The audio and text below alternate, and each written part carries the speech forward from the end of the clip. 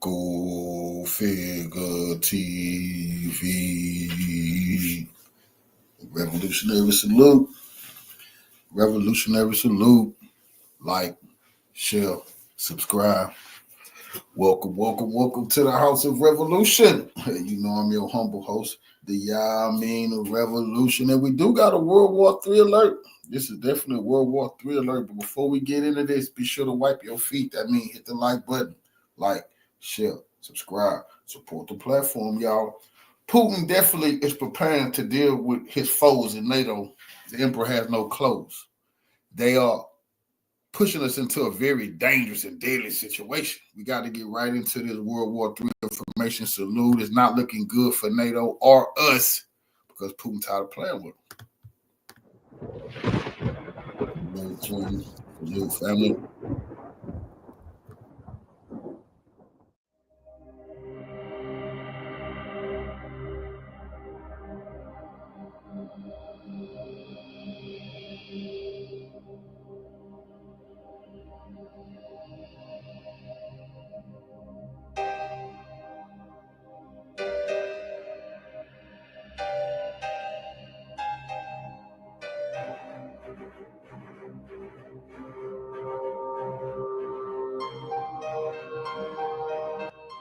On the night of November 26, the Russian aerospace forces, together with the missile forces, launched a massive combined attack on the places of deployment of the command personnel of the Ukrainian army and active duty soldiers and officers of armies of NATO countries. Moreover, Russian combat aviation, together with the combat crews of the Iskander missile systems, also began to deliver crushing blows to the supply points of Western long-range missiles in the Sumy and Kharkiv regions. According to independent monitoring services, numerous explosions were recorded in 7 settlements of the Sumy region. In particular, we are talking about Romny, Krolovets, Konotop, Esman, Glukov, Unikovka, and the city of Sumy. In addition, numerous explosions were also recorded in the Kharkiv region, in cities such as Chugov and Kharkiv.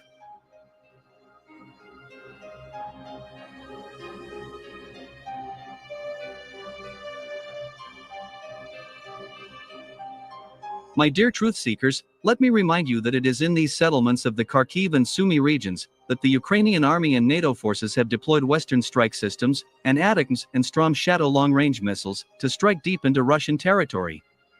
And now, 23 hours later, the first details of this massive combined attack of the Russian aerospace forces and missile forces against military installations of the Ukrainian army and NATO forces began to appear.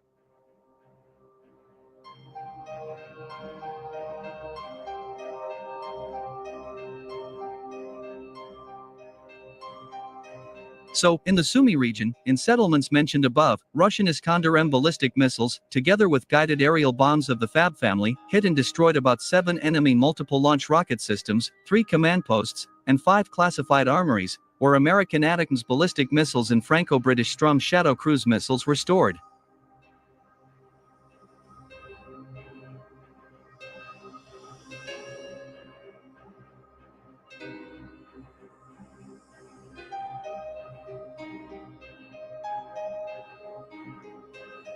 In the Kharkiv region, in the central part of the city of Kharkiv, at least 2 Russian Iskander-M ballistic missiles struck and destroyed the building of the local library, opposite the metro station Universitet.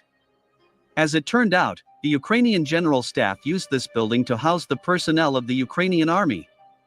Moreover, the headquarters of Ukrainian nationalists from the Kraken Nationalist Regiment was also located on the 2nd floor of this building.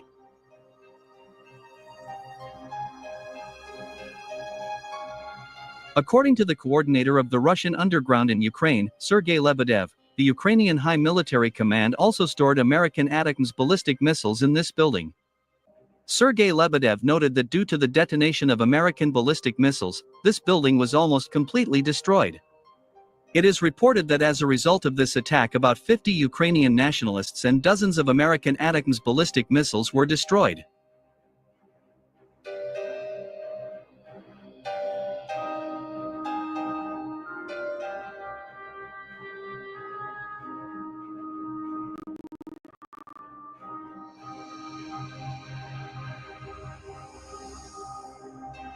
However, the Russian missile strikes on the Kharkiv region did not end there.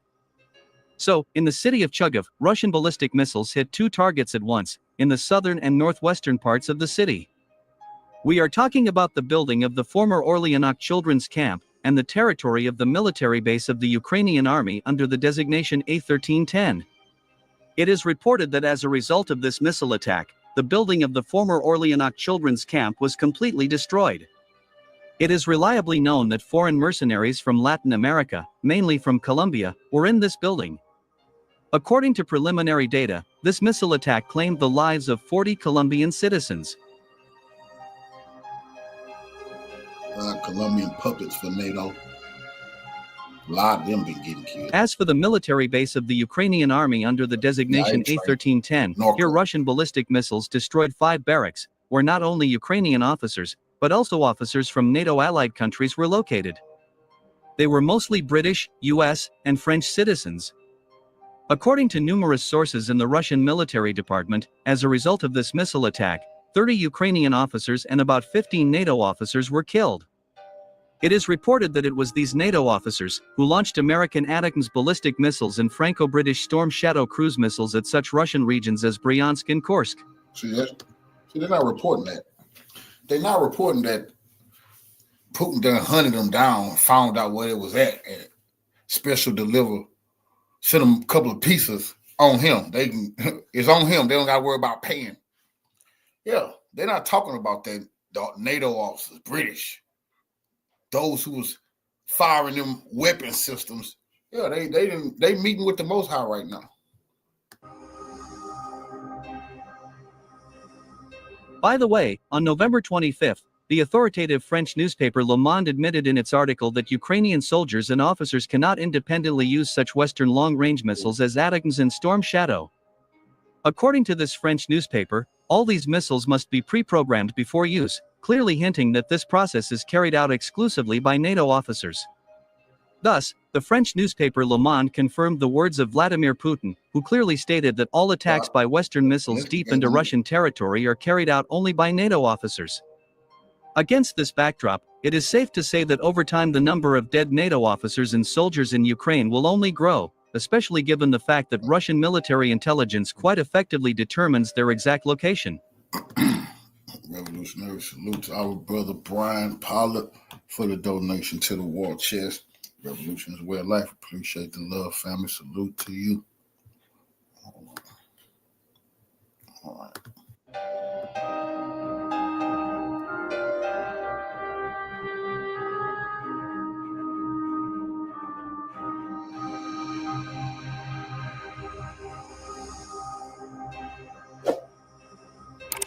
It's only the beginning.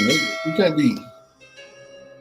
can't be firing U.S. weapons at Russia, French weapons and British weapons, and think you're gonna hide out, man. You ain't nowhere to hide in Ukraine, man.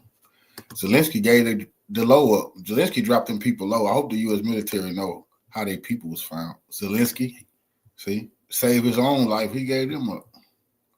But that ain't it. Let's look at we got to, because I had just seen that before I was finna started with that Putin had just put nuclear missiles onto his new missile that they can't stop. When I seen that Putin had wiped out some U.S. and NATO troops who had been firing those missiles, since the news won't report that, I had to bring that to y'all. Now we can get to, because NATO keep playing. See, Putin showed them what the missile looked like without the nuclear weapons. Now he's putting the nuclear weapons on his new advanced missile, because Joe Biden just seems like he don't understand. NATO just don't want to surrender. All over the British media. I should have played that. I'll play that next.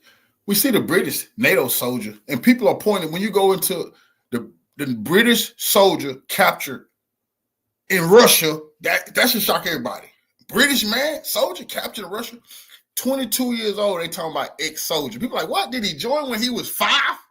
How the hell can you be an ex-British soldier at 22? Bullshit, ex my ass. That man is fresh in the military. Joined in 2019. He ain't left. You see? They done abandoned that punk in Russia. But so many other people done died. But Putin started playing these games, man. He told you he's going to be capturing these people. They're running. But the U.S., they won't let. You see, they got the Nazis in the back of these people, and if you try to run from the battlefield, they'll shoot you. You got to fight to the death or surrender to the Russians. So you got to run towards the Russians. If you try to run towards the Ukrainians, they'll kill you. There's no surrender on the Ukrainian side. That's it.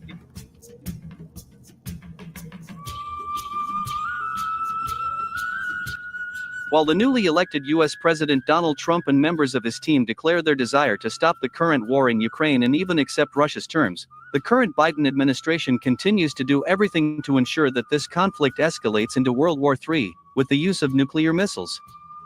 Many independent military experts and analysts made this statement in the context of increasing tension in the global geopolitical arena.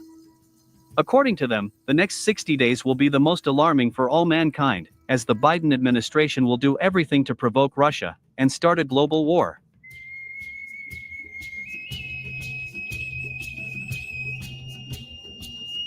That traitor need to be arrested. A criminal. According to them, all the actions of the Biden administration indicate that the current owners of the White House do not intend to surrender Ukraine to Russia. In particular, the authoritative military expert and former American intelligence officer, Scott Ritter, in all seriousness said that the Biden administration can start a nuclear war before the inauguration of Donald Trump, which is scheduled to take place on January 20, 2025. And this statement by the American military expert was not an empty word. The fact is that the current owners of the White House are willing to nuclear exchange not only with Russia, but also with China. In particular, the representative of the United States Strategic Command, Rear Admiral Thomas Buchanan, officially stated that the United States is willing to strike its opponents with nuclear weapons, but only if Washington manages to keep part of its arsenal for further containing potential enemies. Thus, a senior U.S. military officer made it clear that the United States would be the first to launch a nuclear strike against its enemies, as soon as Washington was confident that in the event of a retaliatory strike, the Pentagon would be able to preserve part of its nuclear arsenal. Moreover, Rear Admiral Thomas Buchanan also said that the U.S. nuclear deterrent forces are currently on full alert. According to him, U.S. submarines, strategic bombers, and intercontinental ballistic missiles are on standby and ready to attack as soon as the appropriate order is received. Yeah, keep playing. Keep playing war games to get everybody killed.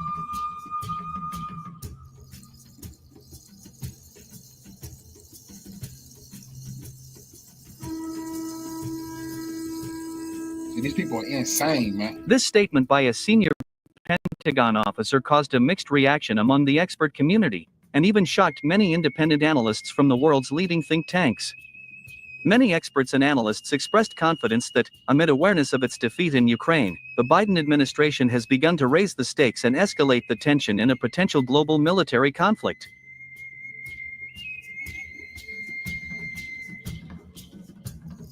It all started with the fact that the Biden administration, embittered by its defeat in Ukraine, allowed the Ukrainian army to fire American ATACMS ballistic missiles deep into Russian territory. Later, this decision was supported by Britain and France, allowing Kiev to fire the Franco-British Storm Shadow cruise missiles deep into Russian territory. However, the Western warmongers did not stop there. On the same day, Washington also officially confirmed the transfer of widely banned anti-personnel mines to the Ukrainian army.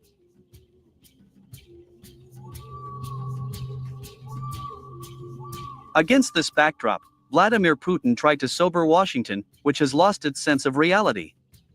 In particular, the Russian leader signed the updated nuclear doctrine of the Russian Federation, making it clear to Western warmongers that further escalation of the conflict would inevitably lead to retaliation from Moscow.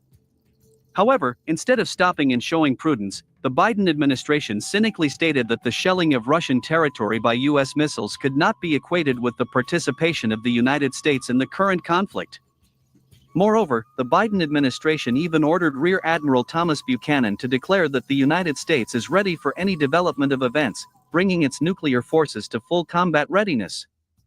Simply put, the Biden administration made it clear to Vladimir Putin that the United States doesn't care about Russia's updated nuclear doctrine, and that Washington is ready for a nuclear war with Moscow.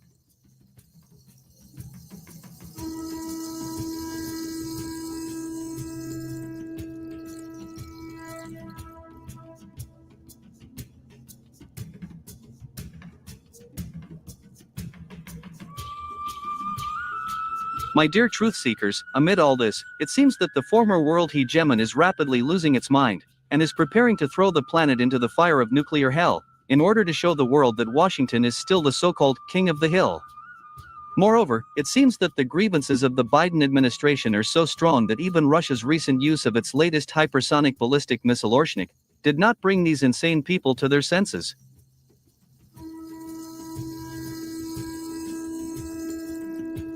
In particular, a few hours ago, the Ministry of Defense of the Russian Federation officially announced that on the night of November 25, Russian air defense systems shot down 8 ballistic missiles, 6 JDAM-guided aerial bombs, and 45 unmanned airplane-type aircraft. At the same time, the Russian military department did not provide details about what kind of ballistic missiles they were, and where these missiles were shot down.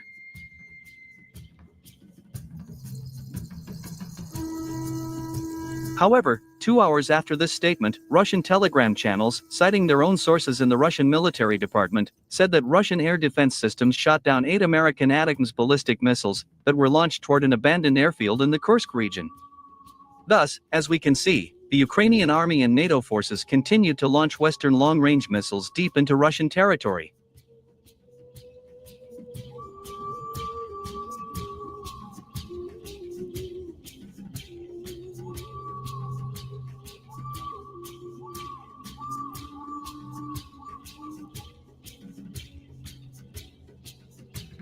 Against this backdrop, an authoritative military expert and a retired captain of the first rank, Konstantin Sivkov, made a rather alarming statement.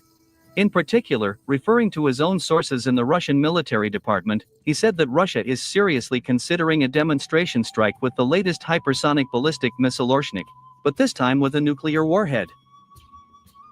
According to him, Russia can strike this blow at a deserted place, somewhere in the North Atlantic Ocean, the North Pole, or Antarctica. A Russian military expert argues that if the Biden administration continues to escalate the conflict, Russia will have to resort to such drastic measures to prevent the outbreak of World War III. At the same time, Konstantin Sivkov expressed confidence that there are still sane people in the Pentagon who are making every effort to stop the distraught Biden and his team.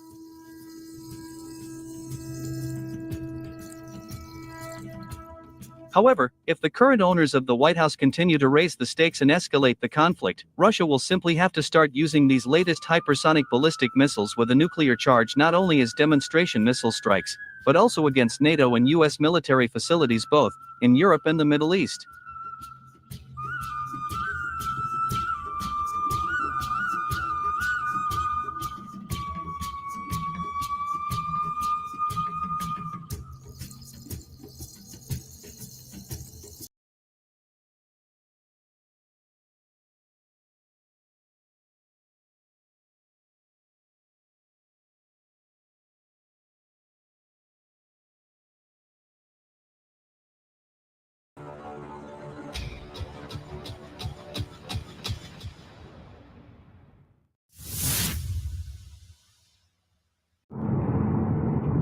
More soldiers fighting for Ukraine are fleeing faster, especially from the Kursk border, in an attempt to avoid Russian encirclement or on another front.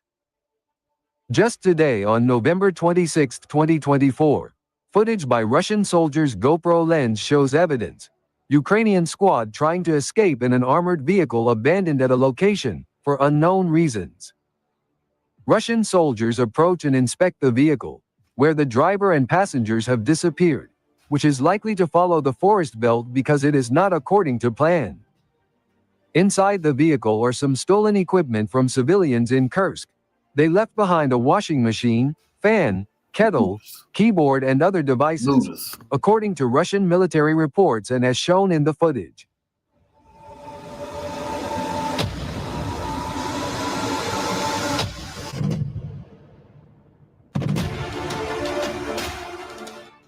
The fact that on the same day Ukrainian soldiers tried to escape from Kursk faster than bullets and missiles, despite pro-Ukrainian media continuing to report progress by recycling old videos pretending that Ukraine is still effective, it does not help. 3 other Ukrainian soldiers fled, deciding to leave their positions on foot. The arrival of Russian artillery at their positions with puffs of smoke became the main reason to save themselves from further encirclement. This is the result of Ukrainian attempts to infiltrate Kursk, which is constantly under ambush by the landlords, Russian forces. On November 23, the Russian Ministry of Defense reported that the Russian Special Forces of the Crimean paratroopers carried out a prepared ambush on Ukrainian armored assault group in Sudza district. One British Mastiff vehicle for the breakthrough was overturned by the attack and liquidated about 20 enemy soldiers.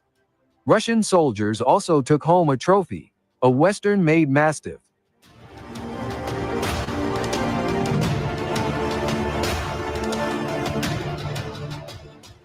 It is known that Ukrainian soldiers are starting to pay a high price for Kiev's proxy war with the Western collective. They tend to fail to carry out combat actions in groups, are killed, wounded, abandoned, captured, and those who escaped are likely to survive. Kursk is a disaster for Kiev. They must immediately retreat or they need long-range missiles to cover their lack of troops.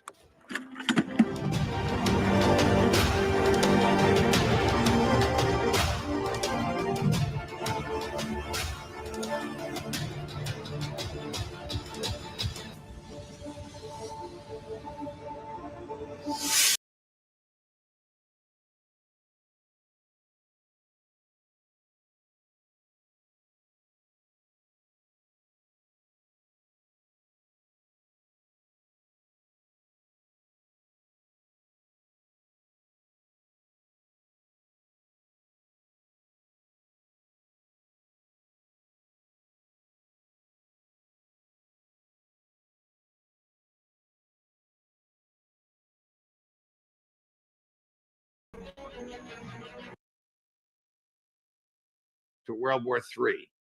But first this. We're taught to work hard for 35 to 40 years. Save your money. For you about Ukraine, about Israel, about the incoming Trump administration. But I'm going to start where I thought I would end. How close are we to is the United States to a hot war, whether you want to call it a regional war, World War III, nuclear exchange? Unfortunately, I think we are closer than we have been in many decades. And where do you see that breaking out, and how do you see it coming about? Well, we're getting disturbing reports, both from NATO and other sources, suggesting that NATO now, as a collective body, wants to authorize the use of more deep strike weapons, Tomahawk missiles, and so forth. There is some rumbling in Washington about discussions behind the scenes about giving the Ukrainians, whatever that means right now, I prefer to say the Zelensky regime, access to tactical nuclear weapons, which seems incredible to me. I can't imagine it. But I think more important than any of those statements right now is what's happening on the ground in eastern Ukraine with the Russian armed forces. Mr. Shoigu, the former Minister of Defense, referred to as general, but he's really a civilian who was appointed to supervise, is back on the ground in eastern Ukraine, and he is watching carefully as the tremendous logistical buildup takes place. Millions of tons of ammunition, food, water, fuel are being built up very far forward, right behind the lines, with the object of preparing for what looks to be a major offensive to end the war. The Russians seem to have assembled roughly 180,000 troops for the purpose of striking decisively, ostensibly towards Kiev and the river, and putting an end once and for all to the Ukrainian resistance. They also are providing lots of warm food and showers and other things to the troops, new uniforms. This usually indicates you're getting ready to go to war in a big way, because you want your soldiers to be rested and well fed. And I think there is a sense in Moscow that there is no longer any point in waiting for a new government to show up and take control. I think they've decided that whoever shows up, whether it's Donald Trump or anybody else, is probably going to do what's been done before. And I think that's very unfortunate. But we have to attribute that to a lot of stupid remarks made by a lot of people over the last couple of weeks about what should or should not happen in Ukraine. And among those stupid remarks, Mike, you consider comments by Admiral Bauer, the chair of the NATO military committee, and intimations from EU elites like Prime Minister Starmer of Great Britain and President Macron of France, that they're not intimidated by the Oreshnik missile that startled the world when President Putin's people engaged it or fired it 4 or 5 days ago. No, I think that's right. It's hard to ignore dumb remarks along the lines of British and French troops deploying to fight in Western Ukraine against the Russians. I think if you add the two armies together, you barely come up with 200,000. I suppose they plan to ship all the forces they have there, which will make it easier for the Russians to annihilate them quickly and get on with business. Very stupid remarks. There is also, as you point out, a failure to understand what the Russians have recently demonstrated. And I think you've had other guests on, like Scott Ritter, who've given us excellent details on the missile, many of which I was unfamiliar with. But the thing that we need to keep in mind is mass times acceleration equals annihilation. And what I mean by that is that when you begin building these hypersonic missiles, regardless of the various types of warheads that you put on them, in this case, multiple independently targeted reentry vehicle that spews out multiple warheads on top of rockets, apparently. Whatever you are using comes in at such an enormous speed that the combination of the speed of impact with the munition itself and the explosives is so great that it has the effect of a nuclear weapon. Now, this is a long-term development. This is not something the Russians began developing recently. Go all the way back to the late 1970s when Marshal Gorkov was the chief of the Soviet General Staff. He talked at great lengths about new, modern, conventional missiles and warheads replacing nuclear warheads. And by the time you got into the late 80s and early 90s, the leading lights of his general staff began writing extensively on it. Actually, it's Colonel General Mahmoud Gureyev wrote extensively on why nuclear weapons were of no real value on a battlefield or in a war any longer because they're so poisonous and destructive, and that these new missiles could take their place. Well, we have arrived, and we are not in a position to challenge that. We can't protect ourselves from it. The Russians know it, and they thought that we should be aware of what they've got. I suspect that we will now see another round of hypersonic missiles striking a variety of targets, probably command and control, certainly aviation centers or airfields, logistics, specifically rail lines, which to this point, for various reasons, the Russians have not set out to destroy. And I think also roads where trucks carry enormous quantities of supplies forward for the Ukrainians. So everything is on the table now. We're going to see mass destruction. Are we going to see an attack on NATO? I don't think so. But if we continue on the road that we're headed right now inside NATO with the United States in the lead, I suppose that's eminently possible. Colonel, are Russian troops preparing to fight NATO? Yeah, I think so. I think what you've got is they're doing two things at once. First of all, they're assembling the force to end the war with Ukraine. And at the same time, they're hedging their bets. And they're saying, well, we've got to hedge against the possibility that these fools decide to intervene on the ground in Western Ukraine. That would be, in my judgment, catastrophic for the West and for NATO. But people are discussing it. And I guess this sort of discussion doesn't mean that all the NATO allies have to agree. The recent discussions, a majority rules. If the majority votes to do something stupid, then NATO will do it. I think that's where we are right now. They're preparing for both contingencies, end the war and then take on NATO. Colonel, you and our colleagues on the show have referred to this Oreshnik missile as a game changer. And I wonder if the Pentagon and the State Department and the West Wing view it that way. There has been apparently another use of ATACMS striking Russian land after the Oreshnik was fired. This ATACMS event apparently occurred yesterday or Sunday. We know that these missiles cannot be triggered without the involvement of American personnel. Doesn't anybody get it that Putin is serious? Well, that's a good question.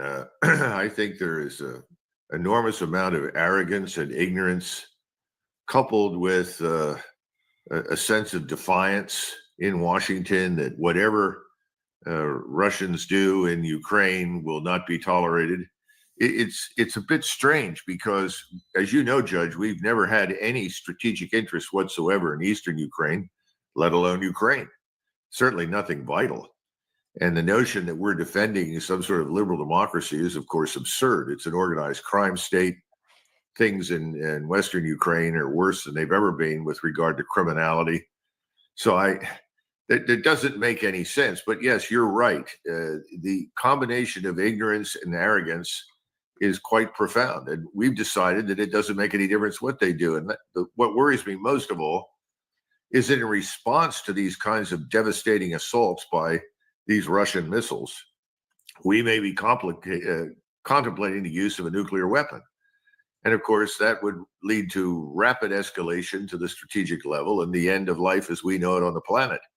But as you pointed out, we've heard people talk about we're prepared to fight a nuclear war. No one is prepared to fight a nuclear war. That's insane. Is that admiral still around who out of the blue made that statement last week that got little publicity but upset so many of us? I imagine so. It doesn't appear that there's any civilian oversight that would change that condition. And so the problem for the Russians is if they hear a senior officer make a statement like that, no action is taken, then they assume this reflects the government's will, the people in power. Right. And that's the conclusion I think they've reached. This is a very dangerous moment in the history of the United States. And it's really striking how radically different the people in leadership positions are today from what they were in the early 60s when we went through the Cuban Missile Crisis. Are there some sort of nuclear weapons available for the Biden administration to give to the Zelensky government? Oh yes, you could turn over aerial bombs. You probably could fit some missiles with certainly cruise missiles and other things. Why anybody would do such a thing is again beyond my imagination. And why anybody would think that the Russians will not answer this dramatically with their own capabilities is again a mystery. It's almost as though you've been told if you walk down this street, it's a dead end. And if you reach the dead end, you're going to fall into a pit and be devoured and destroyed. That's really what it amounts to. And that doesn't seem to bother anybody. He said, no, let's full steam ahead. We'll go down this and you wait and see. There won't be a problem and we'll be in charge. Crazy. Colonel, I don't want to elicit political opinions from you, but there are those who are concerned about neocon tendencies in the incoming Trump administration from what some of its senior officials have said. I have a couple of quotes for you. The first is Michael Waltz, Congressman Waltz, who's about to become the National Security Advisor. He was on one of the Sunday talk shows basically saying, I agree with my predecessor, Jake Sullivan. This is cut number 5. President Trump has been very clear about the need to end this conflict. And so what we're need to be discussing is who's at that table, whether it's an agreement, an armistice, how to get both sides to the table, and then what's the framework of a deal. And that's what we'll be working with this administration till January and then beyond. And I also want to be clear on one thing, Jillian. Jake Sullivan and I have had discussions. We've met. For our adversaries out there that think this is a time of opportunity, that they can play one administration off the other, they're wrong. And we are hand in glove. We are one team with the United States in this transition. I mean, is that hyperbolic, or is their mindset the same? Because you and I could list 1,000 statements that Mr. Sullivan made, which are inconsistent with what the president-elect said he believes and what we believe is in the best interest of the United States. Well, setting aside for a minute what the president-elect actually thinks or believes, we do need to keep in mind that he's expressed views that are widely shared on the Hill by the so-called uniparty. We've talked about that before. Yes. There's no one there that disagrees with what Waltz has said. Everyone is delighted to continue the ride into hell without a pause, on the assumption that somehow or another magically we can dominate and rule, which is absurd. As far as his comments at the beginning about what we want to end the conflict, this goes back to another discussion. We seem to think that we hold all the strategic cards, which has never been the case. From the very beginning, it was very clear that whatever happened in Ukraine, it would ultimately work to Russia's advantage. Russia could not lose a war to the Ukrainians any more than we could lose a war to Mexico. So this is strategically preposterous to suggest that we're going to force the Russians to the table to agree to something. Impossible. All we're doing is we're creating more obstacles to any measure of understanding or any end to the hostilities that exist between Russia and the United States, all of which, as President Trump has said in the past, are artificially constructed. They don't need to exist. But one wonders who's really in charge. We haven't heard anything from President Trump. We keep hearing from the underlings that are connected to him in some fashion. It's very dangerous. And again, people overseas, people in Russia, China, India, Iran, all over the world are listening to this in suspending disbelief, but they're taking it very seriously. And we should understand that, because that puts us on a path to Armageddon. Well, here's a statement that people are probably taking seriously from Sebastian Gorka, who I believe is the president's in-house national security advisor. This is outlandish, but here it is, cut number 10.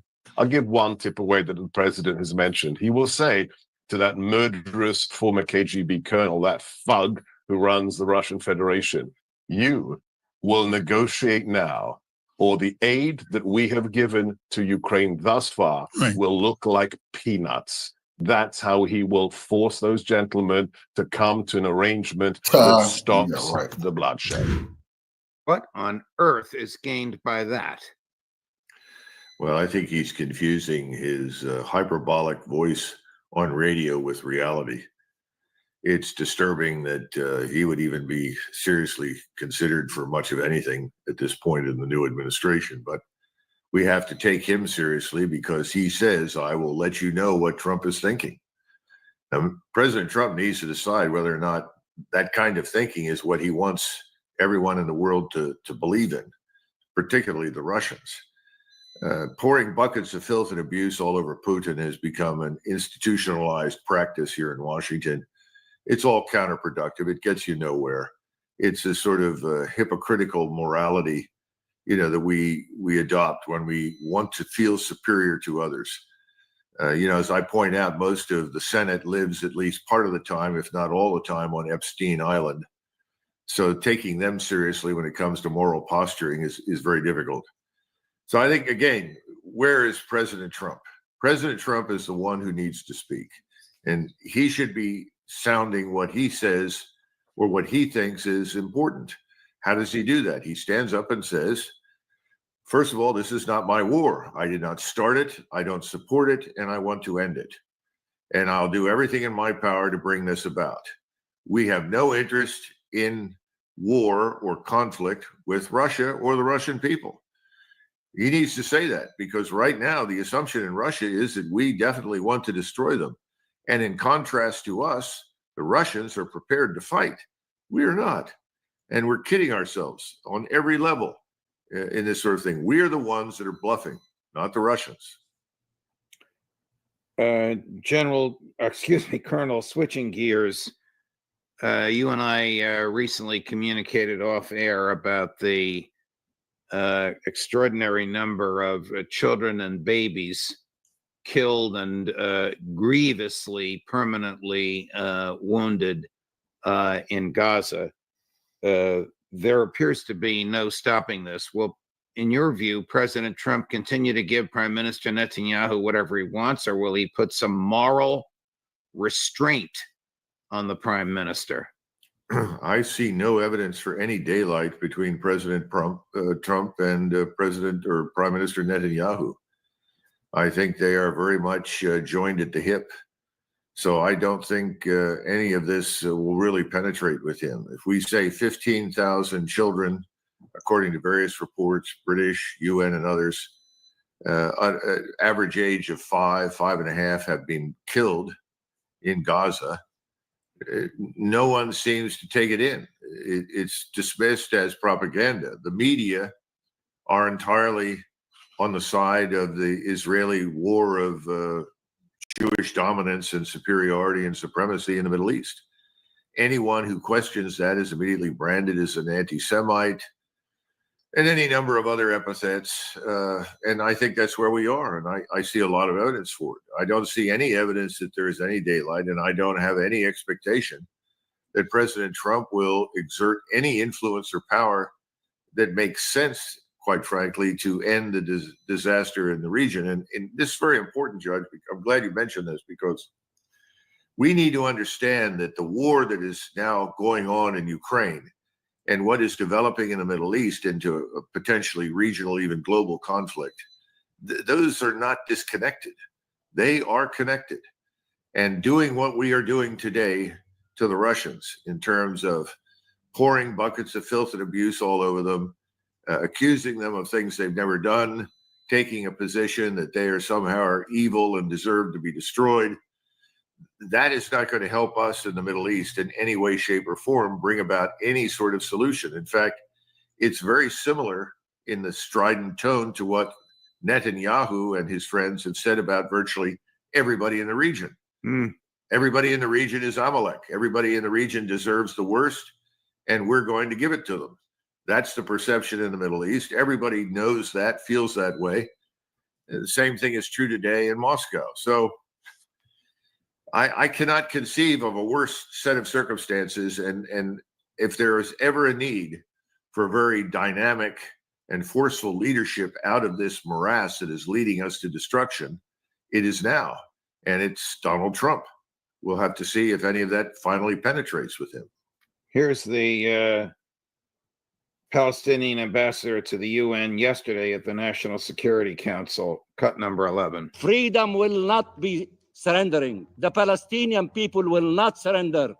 We will continue our struggle for freedom and to put an end to this illegal occupation, as the International Court of Justice has articulated. You're not listening to anyone. You're listening to extremism, to fanaticism, to the extremists in your government, to the extremists in your society, and therefore you are perpetuating this war. And we will, all of us, led by international law, succeed in either making you listen and understand or forcing you to listen, as all people like you in the past were forced to listen to the will of the people in all corners of the globe and international law. Unfortunately, the incoming administration doesn't agree with that. No, I think the incoming administration is 200% with the current Israeli leadership, and we will join in whatever war breaks out in the Middle East ultimately, and it will. And it will be a war involving Iran and eventually virtually everyone else in the region. And we seem to be determined to do that. And again, as I pointed out, the Russians are preparing to end this business in Ukraine or fight NATO. That means they're also quite willing to back and support not just Iran, but ultimately all of the forces arrayed against Israel. This is a terrible situation. We and the Israelis are largely on our own. Now, I suppose somebody will point to the Great Britain as willing to supply something, but tragically, Britain is a shadow of its former self, can't contribute much to begin with. And all of our economies in the West are very fragile right now, extremely fragile, thanks to all of these sanctions and and bullying that we've been engaged in against the Russians and Chinese and others. So there's no good news at this point. I'm glad it's Thanksgiving. People need to stop and think about all of this, and I would urge everyone to get down on their knees and pray, because that's probably the most important thing we can do at this stage. There's not much else we can do. Colonel, is the Taliban still a threat? No. The Taliban was never a threat. The Taliban was a radical, Islamist organization founded by the Pakistanis to combat Indian influence in Afghanistan. It's now grown into something more, but nothing over there threatens us. I mean, Judge, if we simply said we've had enough, you sort these things out for yourselves and packed up and left, we wouldn't notice. And the problems that we confront here in our country are so legion and so enormous that we haven't got time for any of this other business. And that's the other message that I really wish the incoming administration would get. Donald Trump can end up like LBJ. He's got lots of plans for the domestic side of the house, and he could lose everything as a result of these pointless, uncontrollable wars that could easily destroy him and us. It destroyed LBJ in Vietnam. This is much worse and far more dangerous. In fact, FDR's New Deal died on the battlefields of the Second World War. Once the war began and we got into it, that was the end of all of his New Deal ideas. So I think we really need to step back and tell these people, look, you can do one or the other. You can come home and you can address the emergency here in the United States, or you can fight overseas while everything here continues to deteriorate and fall apart. That's essentially the choice. The reason I asked you about the Taliban is because of the Trump foreign policy spokesperson. Here he is again, cut number 12. The resurgence of global jihadism. People think that it went away, but it didn't. With the surrender of Afghanistan, the disgraceful surrender of Afghanistan by Joe Biden, by Lloyd Austin, his Secretary of Defense, we have a new hub of jihadism. We left just $83 billion worth of weapons for the Taliban. Al-Qaeda is resurgent. ISIS is still out there, whether it's the Houthis or whether it's the numerous proxies of Iran, Hezbollah, and Hamas. The threat is as great as it's ever been. Sounds like one of the extremists the Palestinian ambassador was talking about. Well, I think the Israel lobby is quite delighted with someone like Gorka, because he's resurrecting the otherwise comatose body of global jihad. I mean, I remember reading these stupid comments that came out of the Pentagon in the early part of this century with the imminence of the global jihadists taking over and building the quote unquote global caliphate. See the men in the pickup trucks behind the machine guns. That's about as far as the Taliban's going to get. They can't operate or maintain most of the equipment and machinery that we left behind. We shouldn't have left it there. There's no question about that. And again, nobody's being held accountable for that. But then the word in Washington is no accountability for anything. The Senate's not interested in accountability. Neither is the House, and neither is anybody in the Department of Defense. So I think his words are well received here by certain people in Washington, and certainly in the Middle East by the Israeli government, but they're empty words, and they don't lead us anywhere, and they don't help us to understand what's really important here in the United States. Colonel, before we go, in this Thanksgiving week, President-elect Trump has indicated he will impanel a warrior board of retired generals to review the competence of current generals and admirals and determine whether or not he should, and determine how to advise him as to whether or not they should stay in their posts. Is this a good idea? No, actually, I think it's a very bad idea. I don't see much hope for it. He's trying to empower a group of retired four-stars, I suspect, who are responsible for many of the four-stars you see on active duty because they're friends, to pick and choose among them who is, quote unquote, a real warrior, whatever the hell that means these days. and somebody who is ideologically repugnant to the incoming administration. Now, much of this revolves around this DEI, diversity, equity, inclusion. You can dispense with that with a stroke of the pen. That's very easy. This is not going to fundamentally change anything because we've got 44 4-stars. People say, well, you say I have too many generals. I never said we had too many generals. I said we had too many 4-stars and 3-stars. And that's where you need to attack, but you don't attack them on a personal level for whatever they have said or done that you don't like. We need a new national military strategy that steers a course away from all of this overseas adventurism and interventionism that has cost us 14 trillion plus, thousands of American lives, and destroyed tens of thousands of American lives, people that survived but are wounded and had their lives ruined. We haven't even talked about the millions that have suffered as a result of what we've done. We just need to get out of that business, focus on defense for a change instead of offensive operations. That can be done. And then you begin to look at the structure and decide you don't need all of the commands that we have, all the regional unified commands, functional commands. I mean, it's turned into a circus, a jobs for generals circus. That needs to go away. And I'm talking about 4-stars and 3-stars. It's hopelessly bloated and overweight in every sense of the word. So that's where the new administration should focus, but they're not.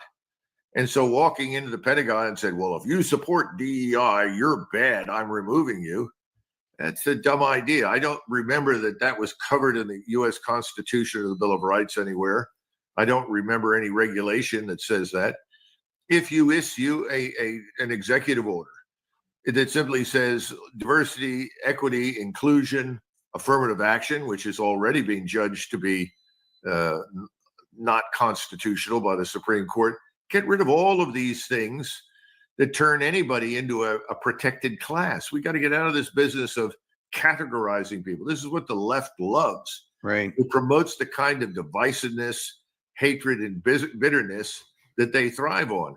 What we're doing, if we hold such a board and put a bunch of retired 4-stars on it, we're not changing that at all. We're probably exaggerating it and making it worse. That's not the way forward. But then again, I haven't heard anything thus far from this administration, other, frankly, than some of the good comments about digital currency and Bitcoin, which I agree with. I haven't heard anything about making cuts in spending, which are desperately needed. I haven't heard anything about a new national military strategy. I haven't seen anything that tells me there's any evidence for a new national strategy for the United States that emphasizes what we can do in energy, agriculture, high-tech manufacturing. Those are the places we need to focus. And yes, secure the border and come up with a plan to deal with all of the illegals.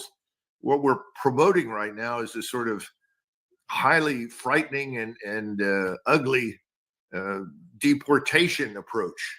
Certainly we're going to deport people, but you don't deport people on day one. You just don't walk in and say, everybody get on the truck at gunpoint and you're going. You have to sit down and come up with a process that makes sense for us, for them, for the economy.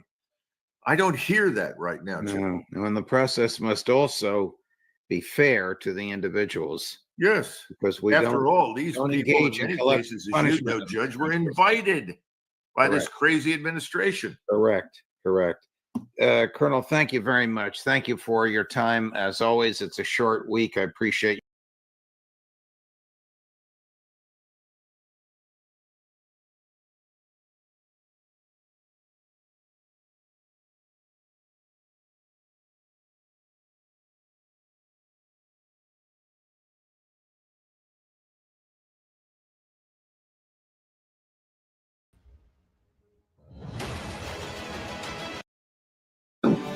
Call Lear today at 800-511-4620. What is the military and geopolitical significance of the new weapon that Moscow used to turn a Ukrainian arms factory into dust at the end of last week? Oreshnik, aka Hazel. Oreshnik means hazel? Means hazelnut. The literal translation from Russian. but for abbreviation purposes, it's being called Hazel everywhere. The other day, I was trying to find it in Portuguese and in Spanish. I found it in French. Well, So how do you say hazelnut in Spanish? No, in Portuguese is they gave me 3 different meanings because I forgot my Brazilian Portuguese sometimes. All right. Well, back to the Russian version. Exactly. Nobody was expecting, and that's what made it so extraordinary. And this is what Peskov, less than 24 hours later, he said, only a very, very rarefied circle around Moscow, of course, knew about it. A new intermediate range system.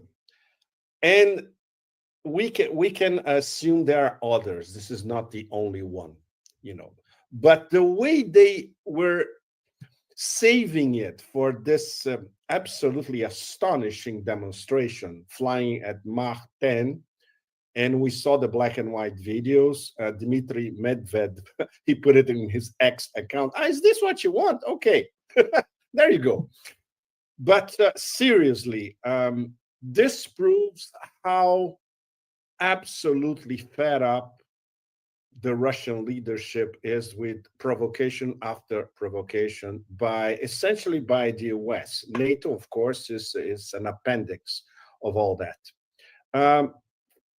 I'll give you a graphic example. Today, Deputy Foreign Minister Sergei Ryabkov, which is an extremely cultivated and measured diplomat, he said, and I'm quoting, "The fate of Russia's moratorium on the deployment of medium and short-term range missiles depends entirely on the US approach, because they know that the escalation, at least for the next less than 2 months, until January 20, will continue."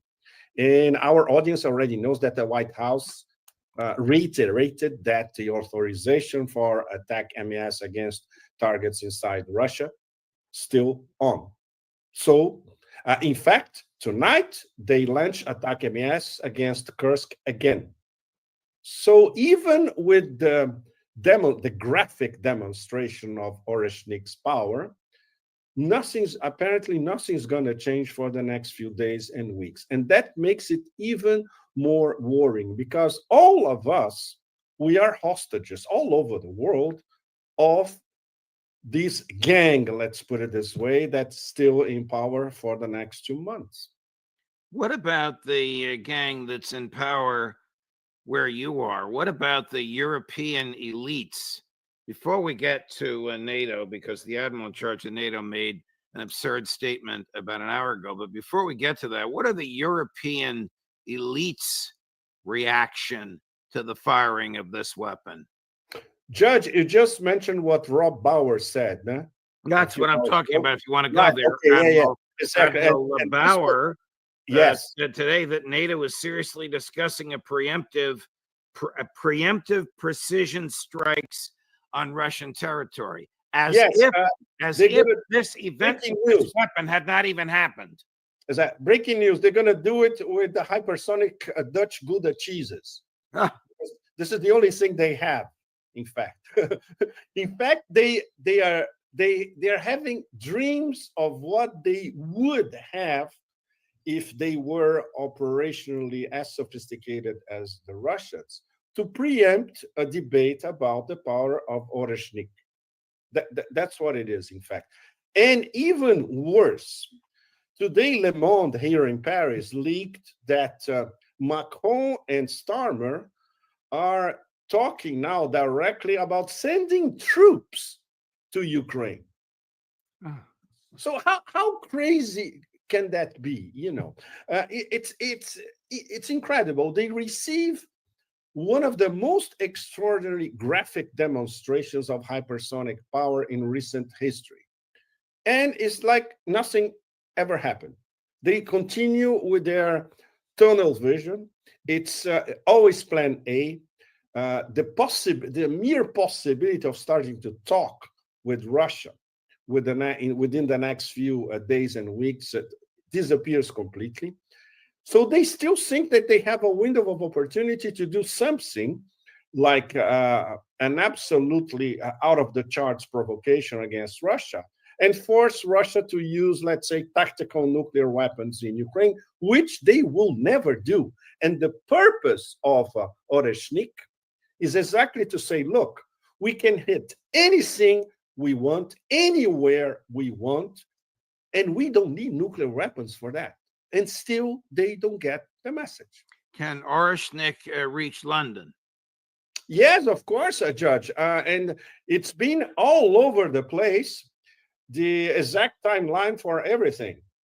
It's 7-8 minutes to Warsaw, 15 minutes here in Paris, 15 to 17 here in Paris, 19 minutes to London, and 11 to Berlin, if I'm not mistaken. How about the other side of the pond?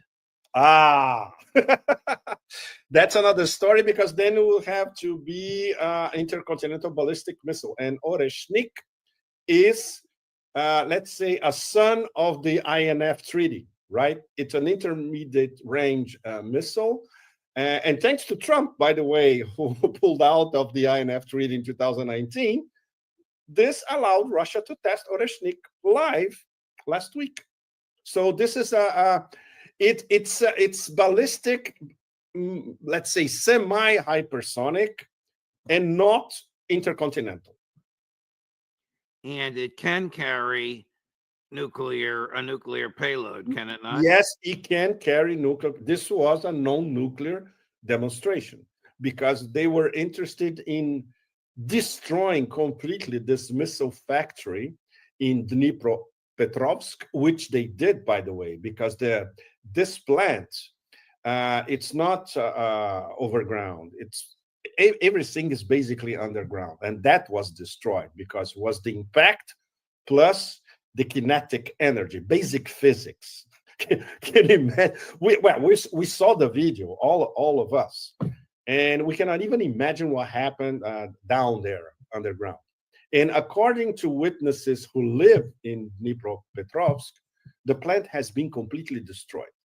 And obviously, we'll never have confirmation because the SBU cordoned off the area, and there's not a shred of information coming from the whole area. Total censorship. So the Ukrainian PR people are acting as if, and President Zelensky publicly are acting as if this didn't happen. Exactly. So Maria Zakharova Maria Zakharova is an expert in trolling the Ukrainians. Of course, it never happened. Just like that plant that you used to have over there, it never existed, and now it does not exist. How do you account for the fact that MI6 and CIA were caught flat-footed and didn't know this thing existed? Because they don't know much about strategic supersonic and hypersonic weapons that the Russians have been developing over the past few years. Only when they see it, only when they see a test, or in the case of Oreshnik, when they see it actually being employed. They didn't know anything about Kinzhal. They didn't know anything about the Poseidon missile. Only after they surface somewhere or they are used, and when the Kinzhal start being used sparingly in the SMO, the Special Military Operation.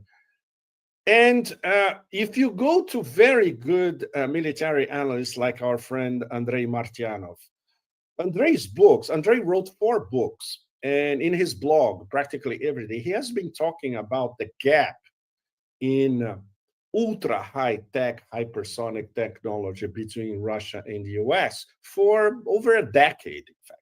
It's all there in his books. And in many cases with mathematical equations, arguing their point.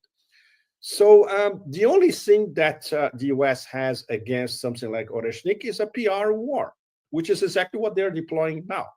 Saying, no, come on, it's harmless. They only had one, they don't have any more. And Putin had to go on the record and said, no, we have a stockpile of Oreshniks, and now they're going to be produced serially in Russia.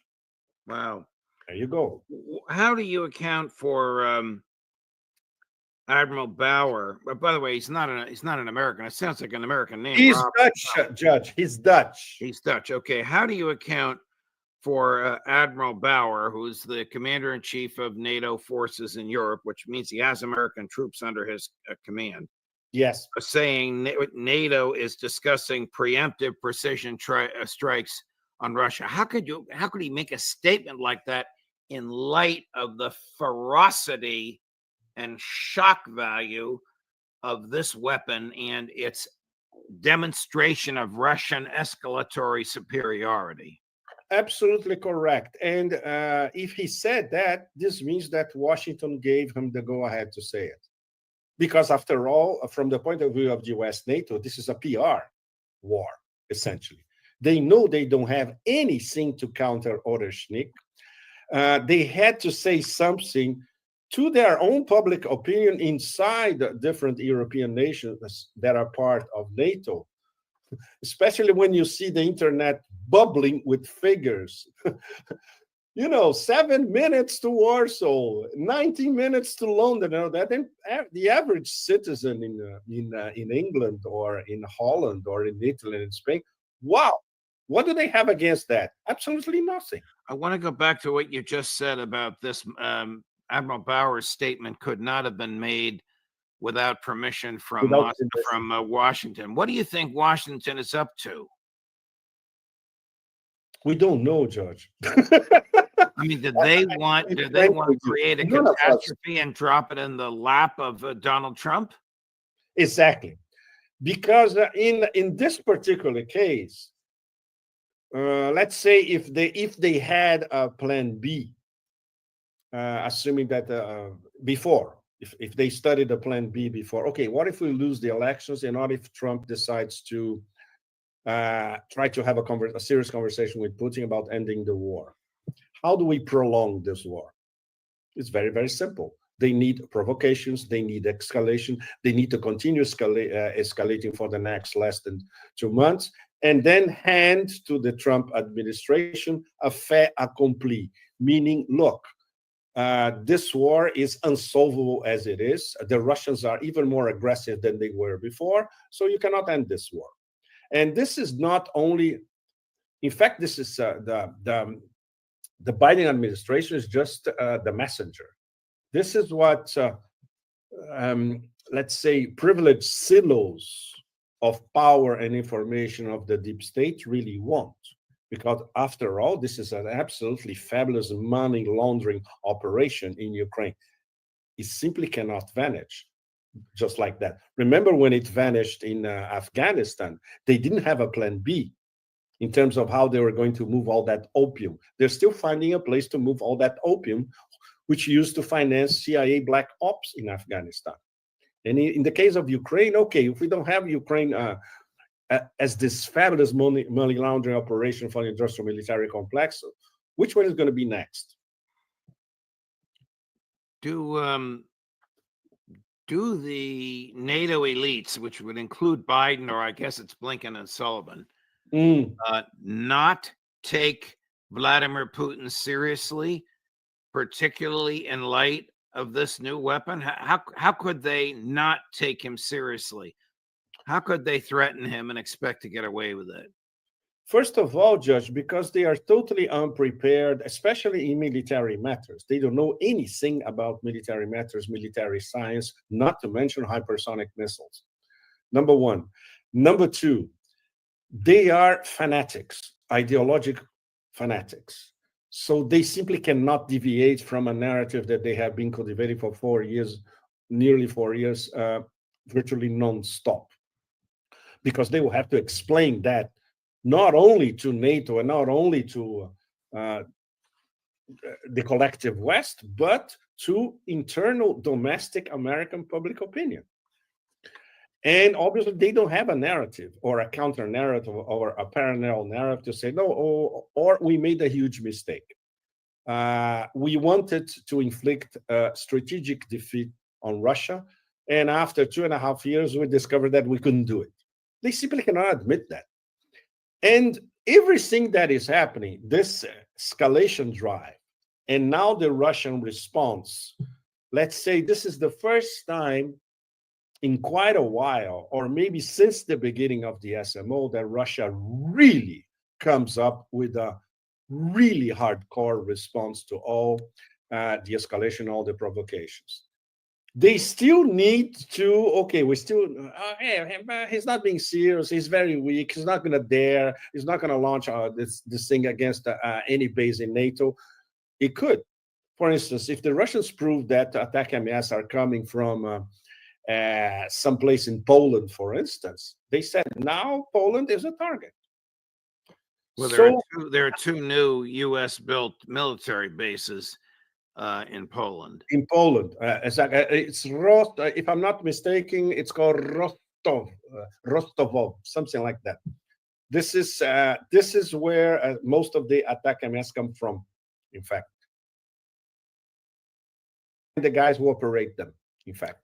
So, yes, go ahead, please. Is the deep state, the American deep state, trying to start World War III?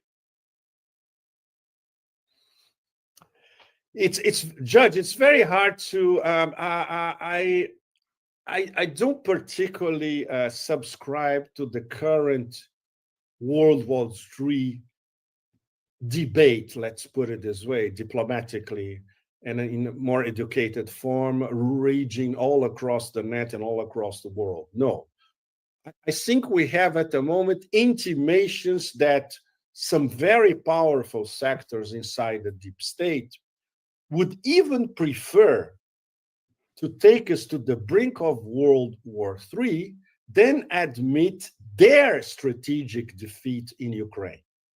And that's what makes it so dangerous, much more dangerous than the Cuban Missile Crisis. No question about that.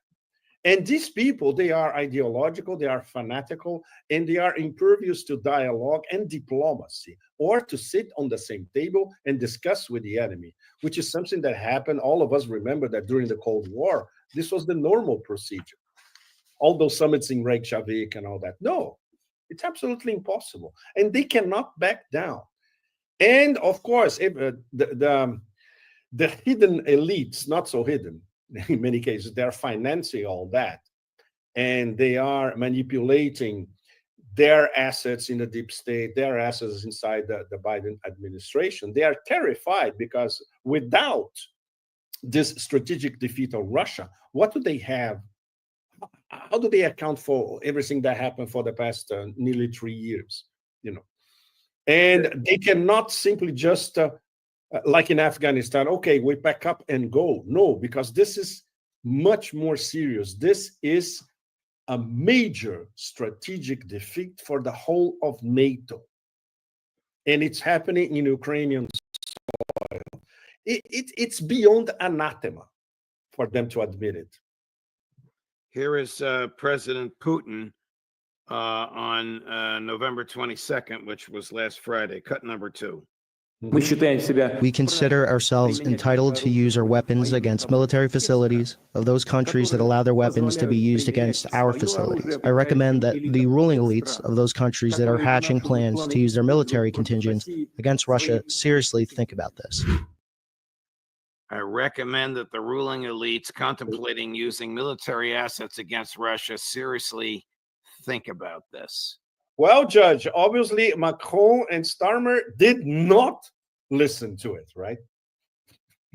Here's a former CIA and former DIA defense intelligence analyst on Fox News. Surprising what she said on Fox, but listen to what she said about the war games scenario that the American intelligence community plotted out and what they concluded the result would likely be. Cut number 8. So we war gamed this scenario, exactly this scenario back in the intelligence community. And we are right now on the escalation ladder, inching towards a nuclear war. The Russians and the United States are de facto right now in a war. Why is that? It is because those ATACMS don't fire by themselves, even though a Ukrainian soldier technically can push the button, but the targeting of the weapon systems, ensuring that there's a proper flight trajectory of the missile, that it destroys the right target, the actual battle damage achieved that we wanted to achieve, it all requires U.S. personnel and U.S. satellites. This is why the Russians have stated that the United States and European targets are now in crosshairs. And every war game that we conducted back in the intelligence community ended up in a nuclear. Wow. Now, she's Russian born, but emigrated to the United States and worked for American military intel. Does any of this surprise you? She got the story right, Judge, which well, that's a plus. Not many on major networks in the US, they tell it like it is. She did tell it like it is. On the brink of World War III, we're almost there. We are on a very dangerous escalation ladder, and it would take one phone call in Washington to stop it, which we know it's not going to happen, of course. So the deep state will keep coming up with different levels of provocation. Attack MS on Bryansk, Kursk, and perhaps other regions. This is a given for the next few days and weeks. When he was running for office, Donald Trump must have said a dozen times, he'll end the war in Ukraine in 24 hours. Is that even thinkable? No, it was not thinkable when he said it, Judge. It's not remotely possible now, especially when we look at what has leaked already of, let's say, the supposedly Trump plan to end the war, which is basically is a glorified ceasefire. The Russians will never accept it. The Russian conditions, they have been put out explicitly by Putin several times this past few months in different venues, including Vladivostok Forum, at the Valdai Club recently, less than a month ago. And if they are not acceptable, it's very simple. It will be solved on the battleground under Russian terms, which is exactly what they're doing as we speak. So they're not in a hurry. And essentially, if we could cram it all up in 15 seconds, we're back to December 2021 with those letters sent to Washington and Brussels about indivisibility of security in the Eurasian and European space. This is what the Russians want. If you don't discuss that, forget it. There's no way to end this war. Pepe Escobar, thank you, my dear friend. The Americans have so much to learn.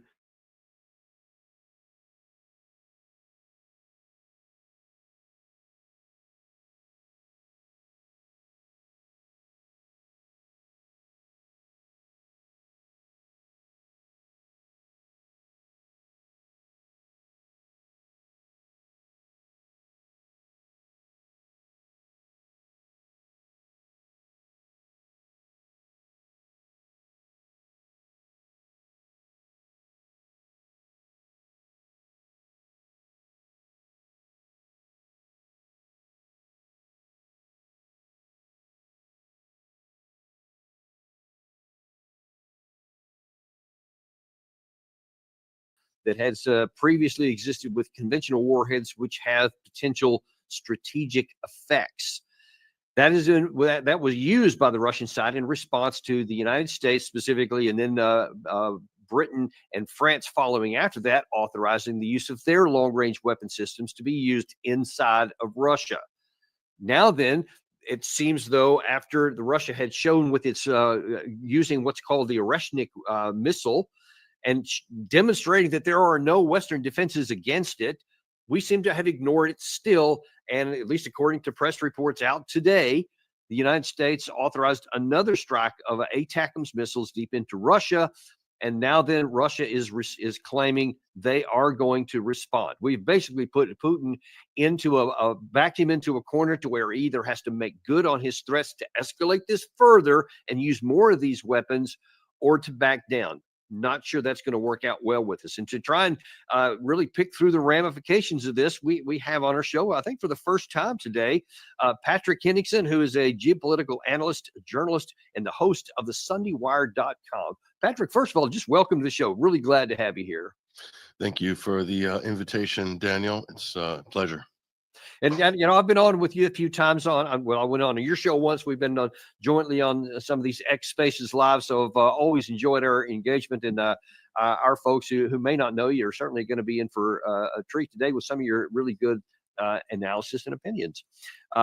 Listen, let's just jump right into this, because you know, Putin was pretty clear why he, first of all, used this Oreshnik weapon. Before we even talk about the details of the weapon system, let's first of all kind of back up a little bit and see how we got here and what Putin said prompted his use of this weapon.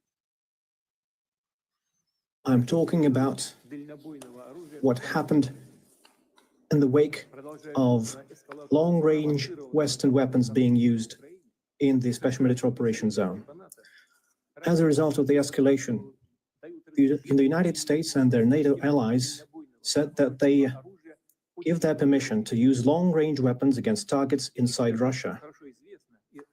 Experts know fully well, and the Russian side has underscored this time and again, that using such weapons without the direct involvement of military operators from manufacturing countries is impossible.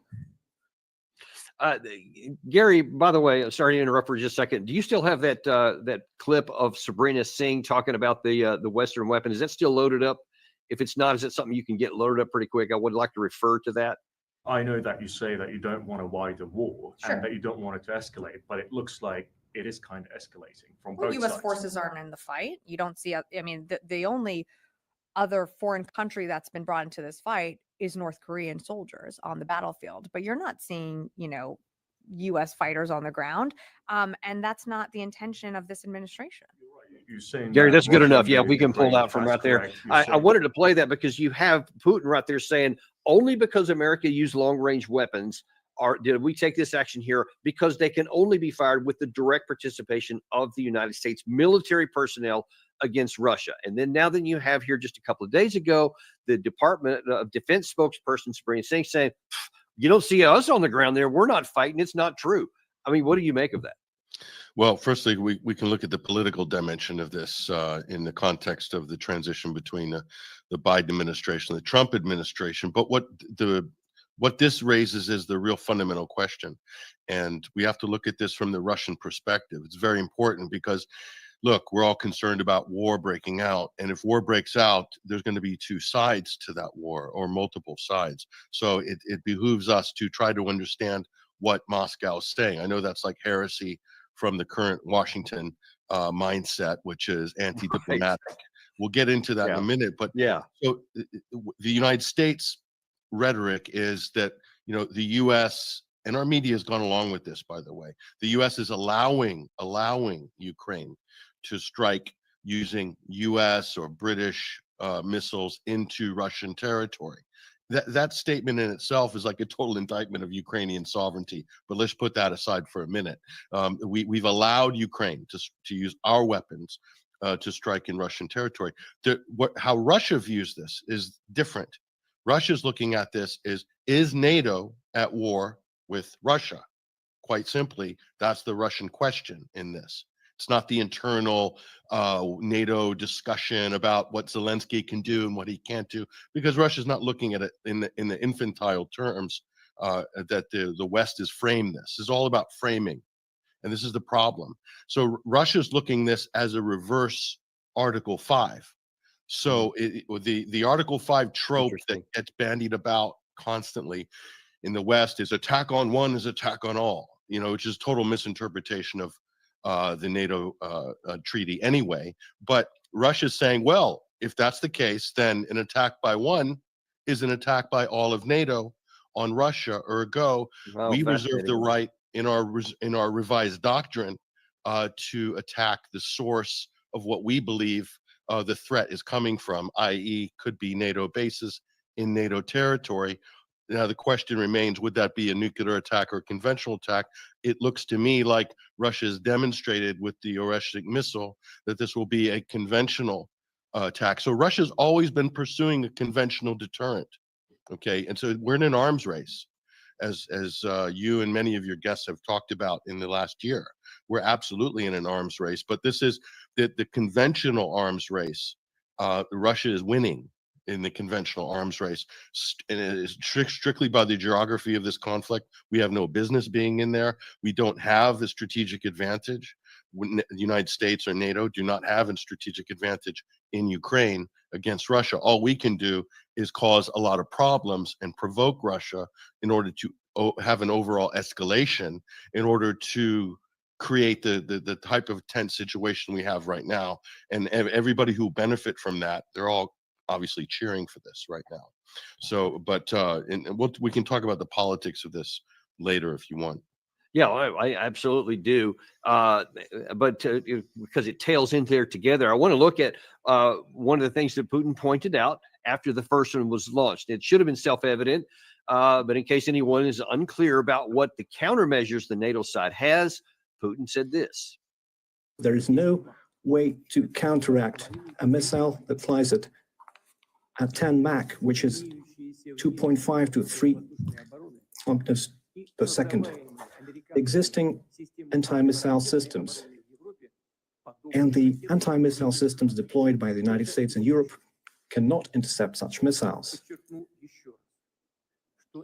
It is impossible.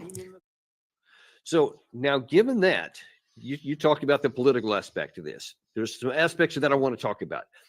Politicians always want to talk a lot and they want to make things, spin things into their advantage. But at the end of the day, there's still, at least has been, some sort of reality that cannot be penetrated through, and you got to deal with what's actually there. Now, given that we've seen this missile with our own eyes, and we, by the way, had MIT professor Ted Postel on recently to graphically explain why these can't be intercepted and how dangerous they really are, especially if Russia has a number of them.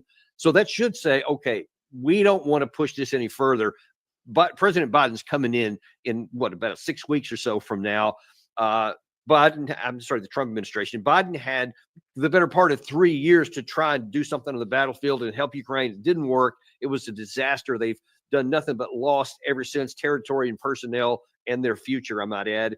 But now here comes Trump, who was elected on a requirement and a demand by the people, and he ran on that he was going to end the war. He said since he's gotten elected that's he is going to do that. So rationally, politically, you would say, all right, let's start working together seamlessly for this transition. So on January 20th, the United States itself is on a similar course, and yet we still seem to be missing something because we have allowed the weapon to be used again, despite what's already known there. How do you explain that? Well, I said when this happened, I was on a program, the Duran, when I was in Budapest this past week, and Alexander Mercurius and his Alexander Christophorus asked me this question about the Trump administration. What do you think is the political calculus here? And what I said was, at the time, and I still believe this is true, if there was a sufficient backlash to this move by the Biden administration to sort of green light attacks in Russia. When I say a backlash, I'm talking about strong political statements of condemnation coming from Republicans, coming from the Trump administration, and by the media and by European leaders. In other words, this clearly should be framed as a provocation by a lame duck outgoing Biden administration. If that's the case, it would provide a great platform for which an incoming Trump administration could say, what, Biden's crazy, wants to blow up the world. This old man is a zombie president who is basically doing the worst possible thing. In fact, I'm quite shocked that Trump hasn't come out publicly and made these proclamations already. And to me, so he could use this as leverage. What Biden's doing is leverage.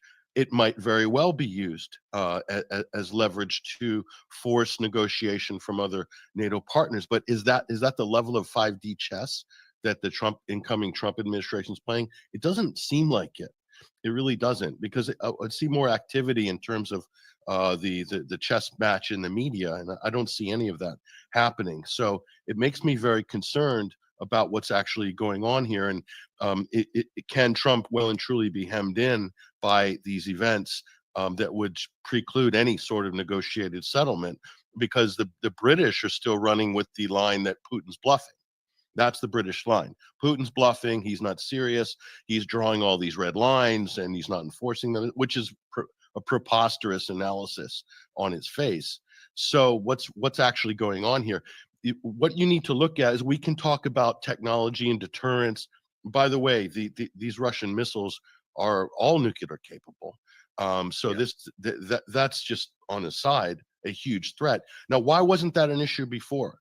Because this isn't the first time we have advanced intermediate range IRBM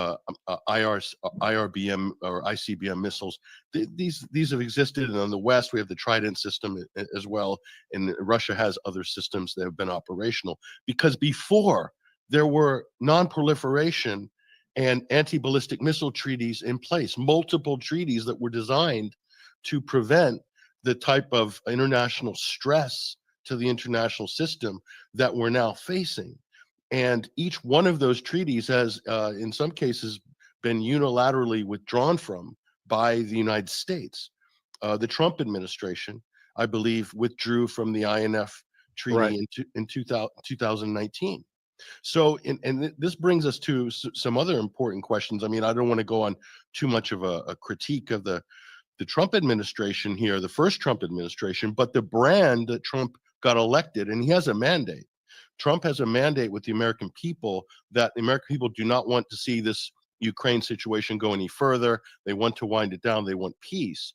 But with that mandate, you also, the brand of Trump being a peace president, if you look at some of the things that were done in the first Trump administration, let's be very honest, a lot of them have brought us to the crisis point that we have now, withdrawing from the INF treaty, dismantling the JCPOA treaty that put Iran into a nuclear threshold position. People will argue that the Abraham Accords were the pretext for October 7th, the reaction by the Palestinian liberation and militants and Hamas and etc. On October 7th.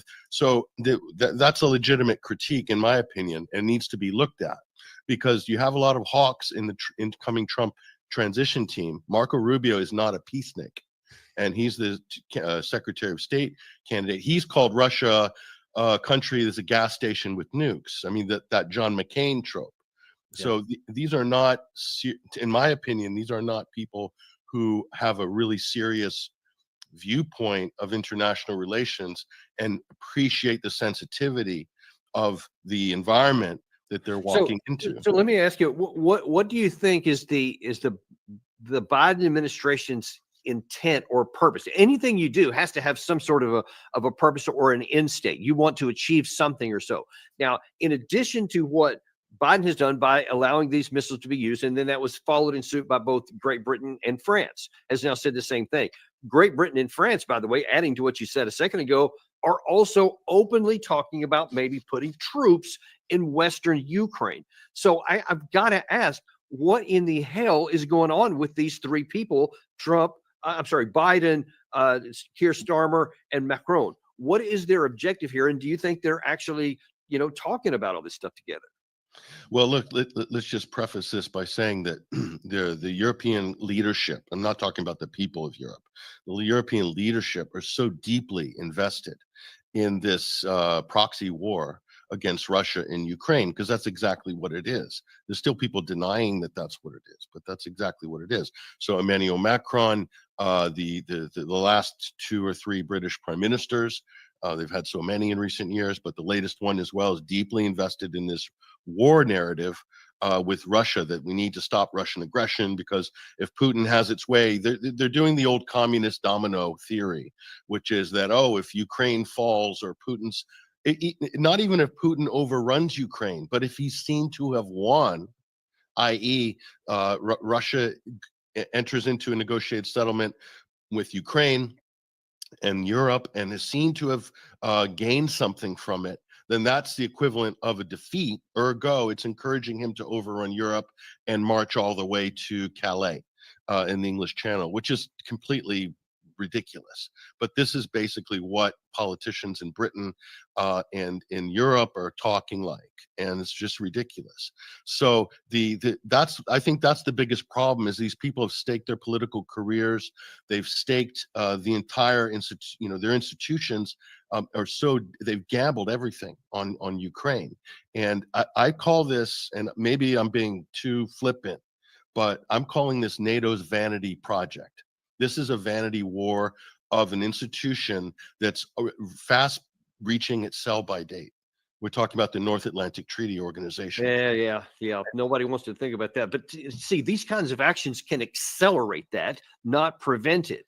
And, it's one thing to have a desired outcome. I'm invested in something, whatever. But there has to come a point to where you acknowledge that there are limits to your desires, and they run against a concrete reality. And Putin is doing everything he can to try to show where that concrete wall is. Here's what he said also, and I think this was a day or so after those previous clips we showed you were from, where he said, hey, this was not a one-time missile. We actually have more. Ракетная система «Орешник» — это не просто эффективное гиперзвуковое оружие. В силу своей ударной мощи, особенно при массированном групповом применении, да еще и в сочетании с другими высокоточными дальнобойными системами, которые также есть у России, результаты ее использования по объектам противника будут сопоставимы по эффекту, по своему могуществу с оружием стратегического назначения. Хотя по факту система «Орешник» стратегическим оружием не является, во всяком случае, это межконтинентальная баллистическая ракета. And they're continuing to say, hey, there's more of these coming. This was not one time. We have additional weapon systems, and even more than just however many Oreshniks they actually have, that there's more to come. Now, that's compounded by, in our previous show, I won't go through all those things again, but Julian Rupka, one of the most honest, I think, pro-Ukrainian, but honest reporters out there on his Twitter feed. He actually put something today, a show out there where he graphically depicts how the Eastern Front and the Northern Front in the Ukraine side is crumbling and collapsing fast. By the week now, large numbers of square kilometers are going. The Ukraine side doesn't have enough men. So literally everywhere you want to look, from tactical, operational, and strategic, this thing is falling apart. So wouldn't it be in the interest of the Europeans to try to put the lipstick on a pig, if you want, to end this, as opposed to pretending none of those things exist and potentially running headlong into a brick wall? No, there's a lot of good reasons not to escalate. Unfortunately, there's this thing called the bandwagon effect in the international relations system, and Europe is so much on the bandwagon regarding NATO. It's a U.S.-led and a British-led bandwagon. What's funny is I was just in Central Europe this past week, and even speaking to some of the top ranking commanders in the Hungarian military and their foreign ministry, and they're not hawkish at all on Ukraine. They want to see the consensus is they want to see a ceasefire. They share a border with Ukraine. And it's funny, Daniel, the further you get away from the front line, the more hawkish the rhetoric. Everybody, Slovakia, Hungary, everybody who stands to lose the most from an expanded conflict is less hawkish. In Poland, the national conversation is changing rapidly. And the hawkish rhetoric coming out of the Polish political establishment and so forth, it's dialed down significantly from where it was even a year ago. So that's interesting. So there's the real dilemmas, though, is we're stuck in a huge rut. There's a treaty dilemma. All of these lapsed agreements, the ABM agreement, the INF, the Open Skies, and the list goes on and on. This New START treaty. All of these lapsed agreements have created an environment of potential chaos where things can happen. And once things escalate, then once things cascade, you can't turn back the clock. Russia's operating on a dead hand system. regarding a nuclear exchange. So that's, I mean, it's a foregone conclusion what's going to happen. I know Scott Ritter and other people in independent media have talked about the threat of this. We have the treaty dilemma. We have the diplomacy dilemma. There's no diplomacy going on. We have the censorship dilemma. The West has censored out all Russian media and statements by Russian officials. You've thrown up some, headlines and statements by Vladimir Putin here, and that's highly instructive. But Daniel, I don't see any of these clips being played on any of the main U.S. media outlets. Where do our politicians get their information? From the media? Man, listen, we played a clip from this past Sunday to where Rebecca Koffler was being interviewed on Fox News, and she laid out, that when she was in the intelligence community, when she was in the CIA, that they had war gamed out some potential scenarios that could result in nuclear war breaking out between the United States and Russia. And she says, so far, we're like right on track. You see, we actually war gamed this, and it was heading in that direction, i.e. we are heading in that direction. And it's like she had been speaking in, I don't know, Greek or something, because the next words out of the anchor's mouth was, but the Russian side is losing. They're not doing very well. And in fact, they're on the brink of collapse. And I was like, well, on what planet are you from that someone's telling you this and you actually believe it? And I think that really underscores your point there, just how bad the information stage is for the West. We're suffering from the thing that the Soviet Union suffered from before its imminent demise. Ooh, that's a full analogy. we are, where it was politically a death sentence to criticize whatever the government, central party, or whatever the government's saying. That's what it's like in Washington. That's what it's like in London. That's what it's like in Brussels. Everybody is scared to death to criticize. And look, let's just be clear. If this thing ended today, NATO could come out and declare a victory. They could say, we stopped Russia at Europe's border, and look, we've added Sweden and Finland, and look at all the military gear that we have in Poland right now. So if you're talking from the military industrial complex perspective, they've moved the line of contact between East and West in the militarized line of contact further east. So they could easily declare a victory and kind of have a frozen Cold War 2.0 for the next 50 years. And if you go by Julian Assange's thesis, which is that the point isn't who wins the war, the point is that the war continues and that the military escalation and arms race continues, then they could declare victory. And share prices can remain high. And isn't that what it's all about?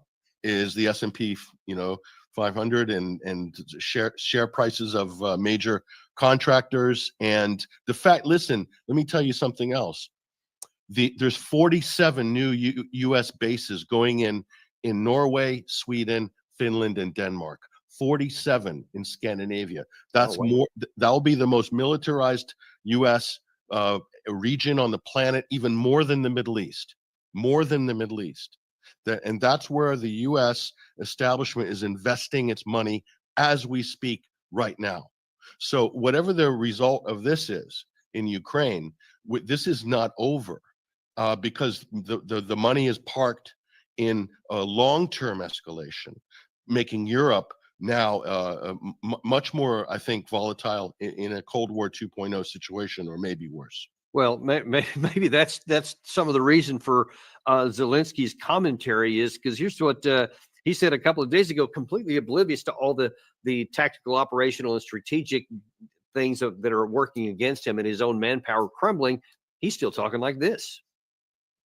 The United States has approved a $275 million package, including munitions for HIMARS, as well as javelins, drones, and mines that we urgently need to defend positions, particularly in the Donetsk region. Germany has provided a new package as well. Sanctions are no less important.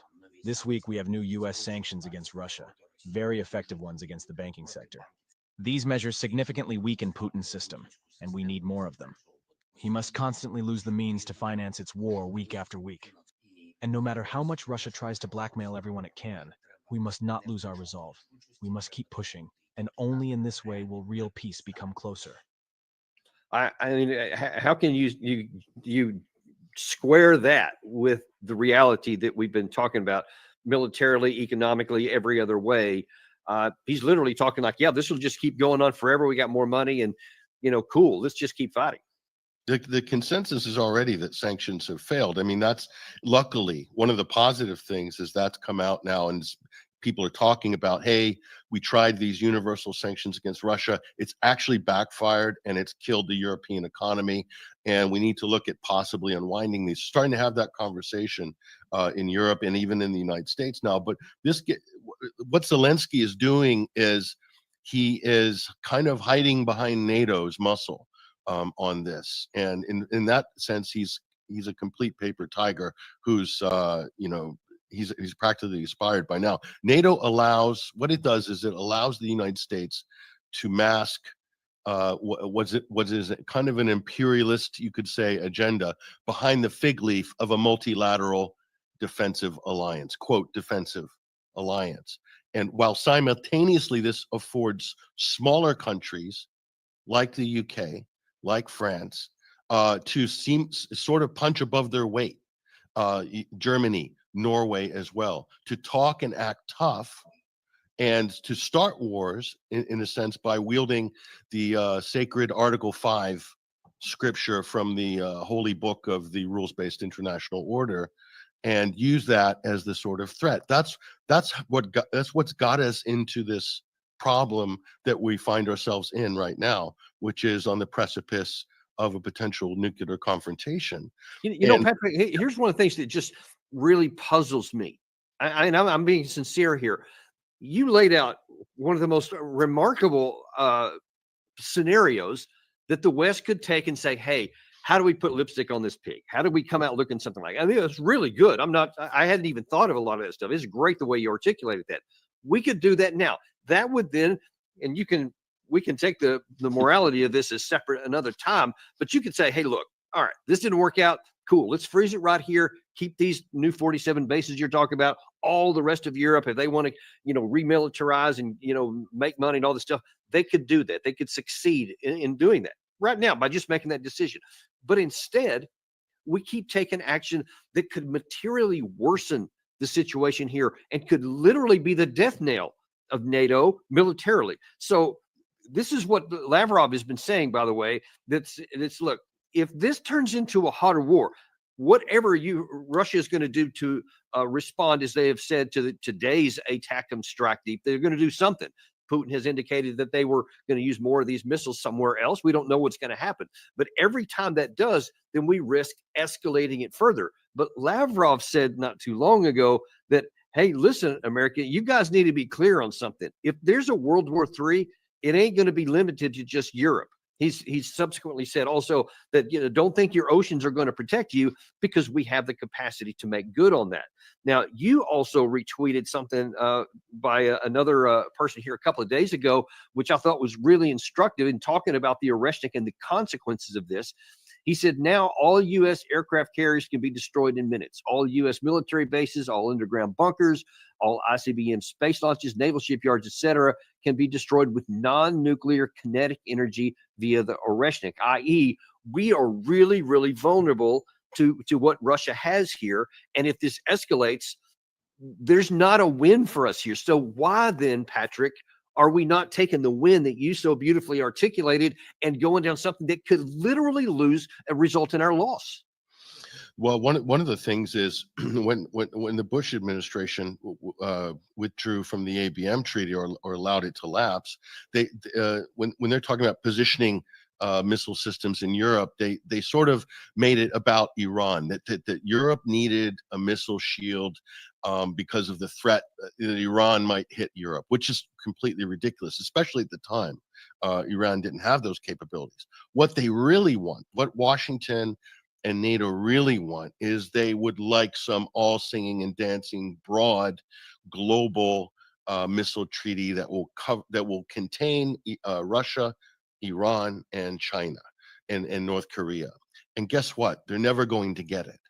The best thing that we ever had, what brought peace and security to Europe, were all of these non-proliferation agreements and all of these bilateral agreements between the Soviet Union and with the United States.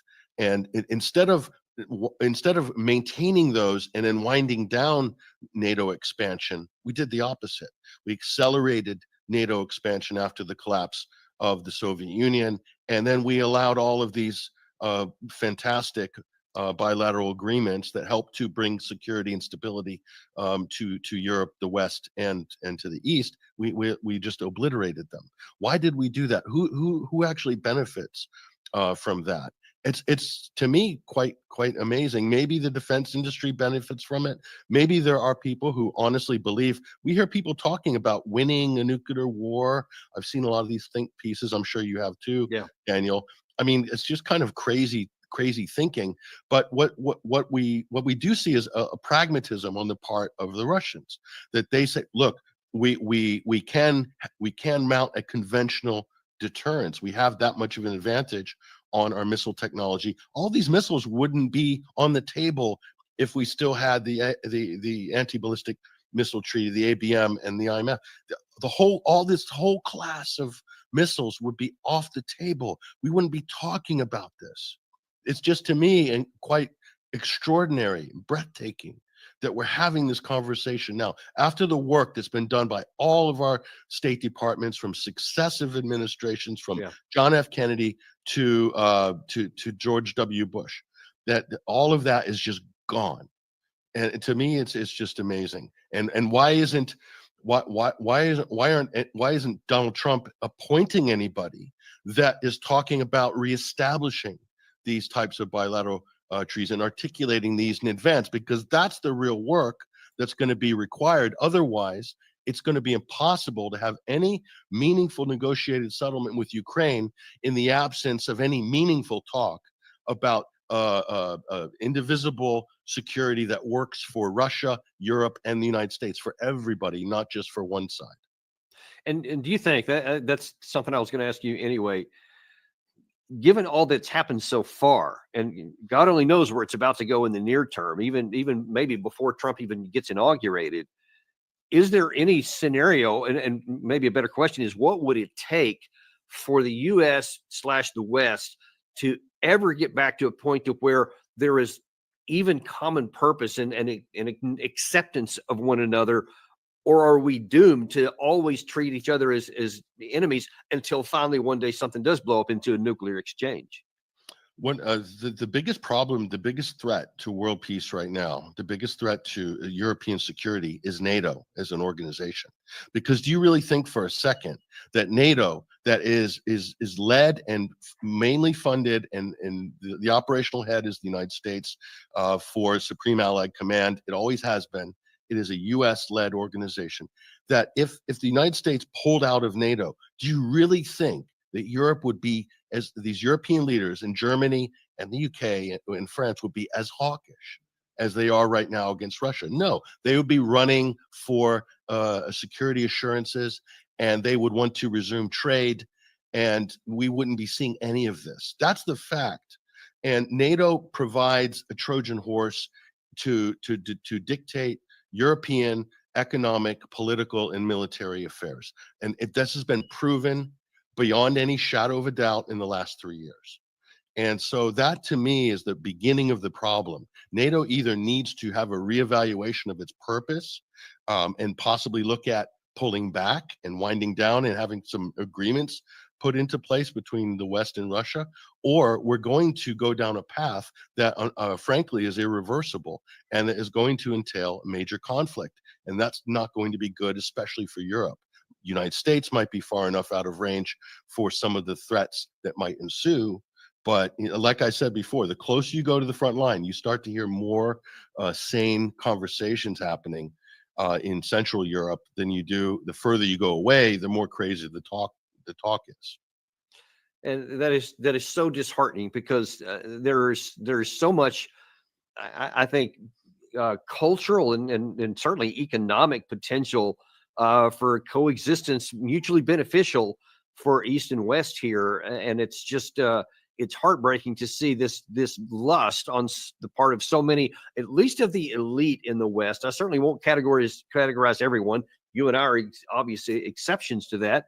That we think that we can get along, and that there doesn't have to be this obsession with military power and military force. Like the only thing anyone can do is to think about that. Diplomacy is dead in America, as I've said on our show many times. And if we don't change that, Patrick, then it may be us who is dead at some point, because this thing can escalate into a nuclear war, despite what so many people like Jack Keane and what's his the other guy I said that other general that used to be the head of the U.S. military, Ben Hodges.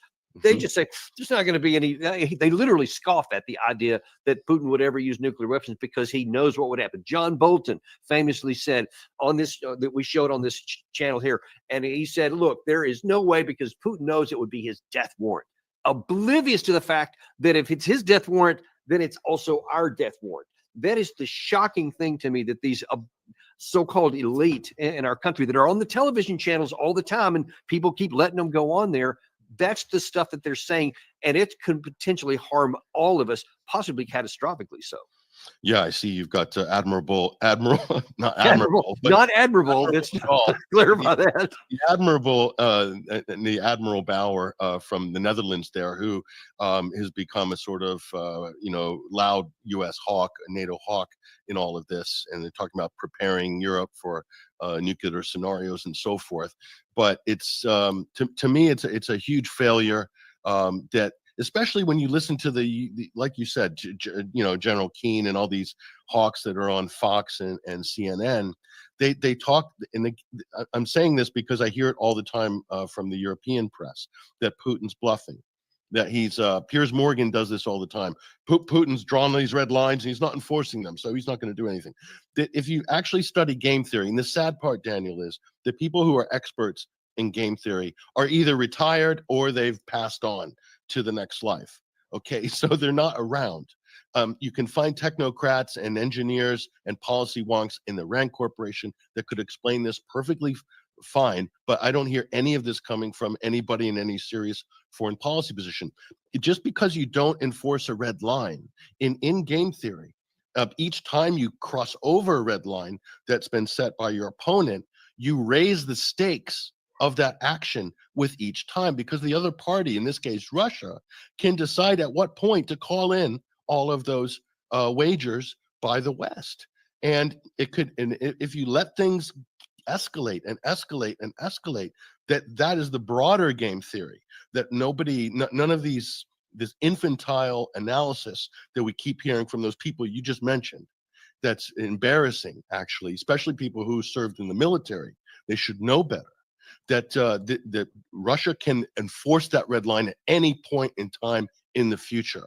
And when it does, it has the justification it believes anyway, on a moral level, on a military strategic level, okay, and also on a legal level from an international law point of view. And all of those things matter when history is evaluating the actions of any state actor. And that's the problem we have. Let me ask you this in the last few minutes that we have here. What does game theory tell you Russia may do now? Because they used the Oreshnik, they gave a clear warning. We kind of said, yeah, here's what I think about your warning, and we allowed more missiles to be shot. Now then they're saying, they have now put their name out there and said, we will respond to this. So what do you think the game theory would say that Russia would hit next? And how dangerous is it that we might not even get to January 20th without something going out of control?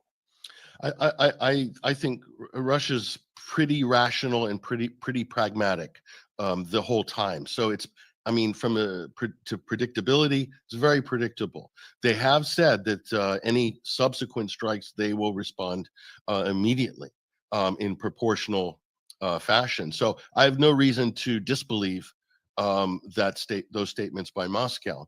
So I don't think there's a great threat, provided the United States doesn't do anything really stupid. Well, what might that look like? What might they hit? Because if they got to hit something proportional, what might that be? It could be, and they did hit a command and control center in the latest barrage of ATACMS and Storm Shadow missiles into Russian territory. Now, Russia can take a certain amount on the chin, knowing that they will wager that there'll be an incoming Trump administration, and they'll see this as either provocation or some sort of pre-negotiation leverage, and rightfully so. They've already probably thought this out. So I think I'm not worried about Russia. Let's just put it that way. I'm not worried about Moscow because, you know, people, the other crazy caricature that the West has developed when talking about Russia is that Putin's decided what Putin wants. If we can get into the mind of Vladimir Putin, it's not Putin. Russia has a major national security institution, a consensus that comprises of thousands of people. They create a consensus on any major national security issues, and then that consensus is then relayed through their executive, i.e. Vladimir Putin. He doesn't alone decide these things. These are well thought out doctrines and means which are decided upon with the Russian intelligence, with their political establishment, their huge foreign policy establishment, their academic institutions, their defense leaders and generals as well. This feeds into this massive Russian consensus with regards to security and foreign policy. So it's very predictable. They say everything, and everything's on paper. They're not hiding anything. They're not hiding behind proxies. Okay, the opposite of what Washington and NATO is doing, which is using Ukraine as a proxy, and in order to shield a broader agenda that the West is trying to do through Ukraine, which we can all agree, and even the Trump administration, incoming Trump administration, has said during the campaign, is a total failure. So will Donald Trump be able to have the courage, the conviction to stand up against the war machine? He has a mandate. Will he be able to execute it? That's the big question. Okay, and we'll see how that works out here. But the last question I have is, one of the other things that Putin said in the immediate aftermath of the first long range missile strike was that they reserve the right to strike outside of Ukraine if this continues on. So the question is, you talked about how you're not worried about Russia, and I'm guessing that this next one also will not be escalatory, i.e. outside of the of Ukraine, probably some strike inside of it, maybe using the same Oreshnik, who knows. But the question is going to be, if even after that, we still keep allowing Scalp or Storm Shadow or ATACMS to be fired, and they actually hit something that's painful for Russia, then I think that Putin is going to be up against maybe even his own national security people. Like you said, he, despite the way he's characterized in the West, doesn't have dictatorial powers. And I've been hearing from some sources that are connected, or at least claim to have some connection to Russia, and say he's under a lot of pressure to do a lot more. And they've been mad that he hasn't so far. If we do something after this current round here, before January 20th, do you think that the chances rise that he might actually have to do something outside of Ukraine? A lot of this depends on how this is viewed globally. Okay, because if in a way, Russia's kind of at a big advantage from a public relations point of view after this latest barrage from the West and Ukraine. And if let's say Russia takes another one of these or another two of these on the chin, okay, and then at some point, let's say they're threatened closer to Moscow, as an example, or another early warning nuclear radar system is hit, which Ukraine have already hit early in the year, which is 1,000 miles, 1,000 kilometers inland into Russian territory. Now, if Russia then responds to, let's say, a conventional strike hitting a NATO facility in Poland, okay, how is the world going to view that? Is the world going to view that as Russia has stepped over a red line, or is the world going to view that as is Europe going to be able to view that as Russia is responding to repeated provocations from NATO? Because that's what matters. What matters is what Europe thinks in that case, Daniel, not what the United States thinks, because Europe will decide whether Article 5 is going to fly or not. when they go into consultations in Article 4. Okay, so that's the big question. I am willing to bet in that case that Europe would want to hit the brakes at that point. They don't want to go full bore into it, no matter what the hawk. We certainly know that Fico and Orban will be leading that charge. For sure. And maybe the ones that are going to save us are going to be Orban and Fico in this story. Those will be the voices of sanity that will start a chorus in Europe, people like that. And then eventually the people are in Germany and France and the UK and in the Netherlands and France are going to basically become very vocal, saying we don't want a major war in Europe. No, thank you. And, you know what? I wish, Patrick, that those voices would be saying that today, not after whatever we find out is going to happen. They should have already said something. I'm praying and I'm hoping that we get to January 20th, and then I'm going to start praying and hoping that Trump actually does what he said and tries to get this thing off the table, because this is, I think, just a hair's breadth away from going really bad. And I think that too many people are not aware of how serious this is. No, and I think the sooner this conversation becomes a little more lively, especially in Europe and eventually in the United States, but then I think we will be able to see some daylight on this. But at the moment, I'm not hearing enough from the Trump camp, just repudiating this in a loud way. I think it's an open goal for Trump. If he wants it, he could score. Very easy score before. I agree. Yeah, I'd like to see that too. Well, listen, thank you so much for coming on today, Patrick. Absolute delight to have you on. Look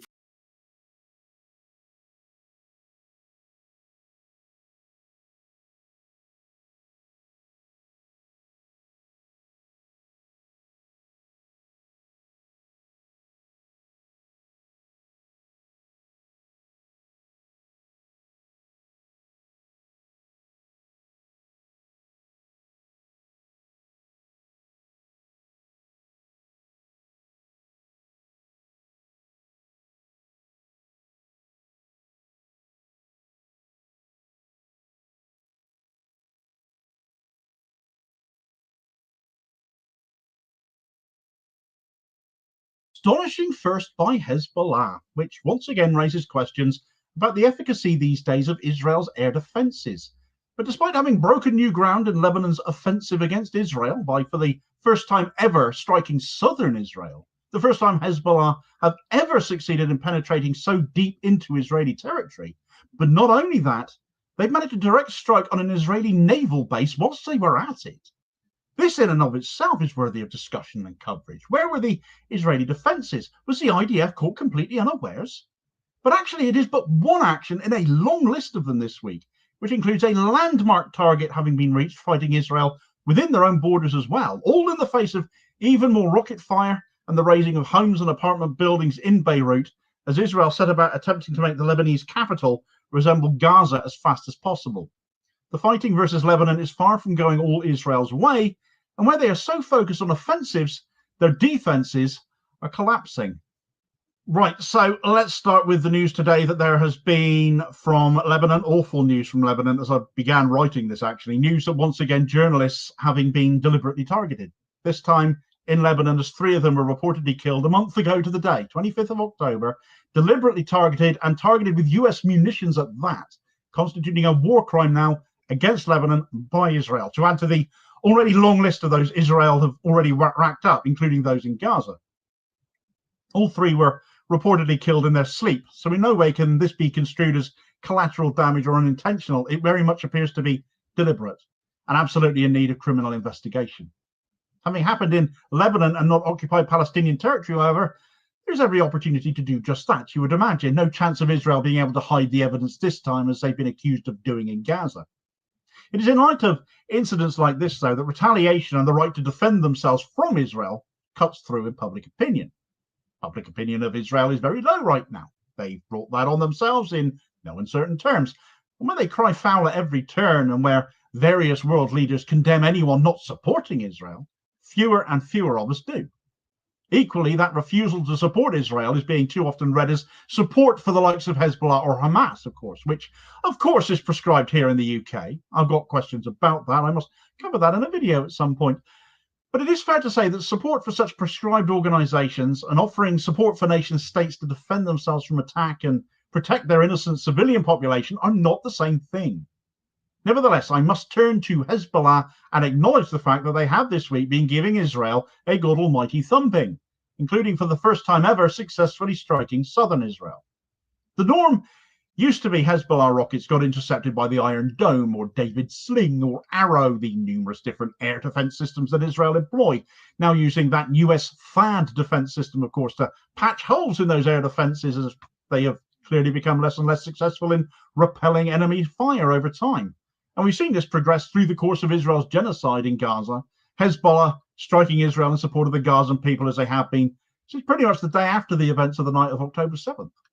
Israel, early days, when Hezbollah started to attack them, they had to evacuate the north. They had to bring people further south because it was no longer safe for them in the north.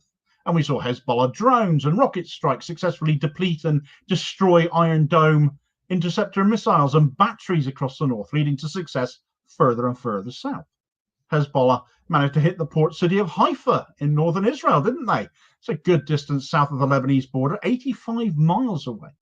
They managed to strike Caesarea, the holiday resort where Benjamin Netanyahu has a holiday home, which is a bit further south again, about 110 miles from the Lebanon border. Tel Aviv itself has been hit. That's about 140 miles south of the Lebanese border, and we're now halfway down the country of Israel. All of this unprecedented in the distances Hezbollah can now fire ordnance and, crucially, find its mark. The air defenses are clearly stuffed. And this latest example, striking southern Israel for the very first time, is astonishing not just because Hezbollah managed to penetrate that far, but because they found their target as well, and it was one hell of a target. Yesterday, Hezbollah fired between 340 and 250 rockets into Israel, depending on which source you check out. But what they all agree on was the fact that they successfully hit the Israeli naval base at Ashdod, over 170 miles south of the Lebanese border. It's so far south, Ashdod is actually only 24 miles north of the Gaza border. Hezbollah are almost capable of reaching Gaza itself, the north of which is being ethnically cleansed, as we know, and being taken over by Israel.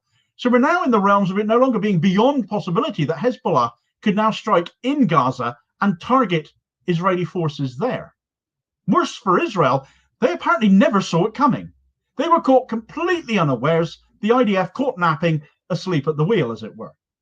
Also struck at the same time were various targets in Tel Aviv, Haifa, Acre, Naharia, and other places as well, including other military bases and intelligence agency offices. It is being regarded as the largest single strike by Hezbollah on Israel yet, and coming hot on the heels of Israel having targeted residential areas of Beirut the previous day, is an escalation that says Lebanon are not going to take such barbarism on the chin, and there will be consequences for Israel as a result.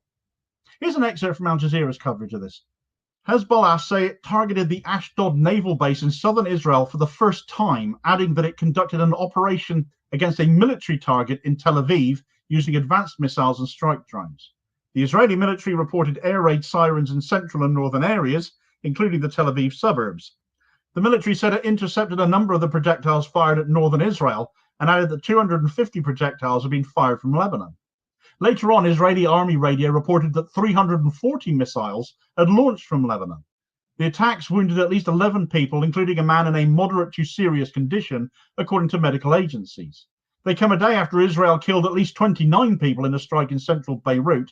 At least 66 others were wounded, according to Lebanon's Ministry of Public Health. Lebanon's caretaker Prime Minister Najib Mikati condemned it as an assault on US-led ceasefire efforts, calling it a direct bloody message rejecting all efforts and ongoing contacts to end the war.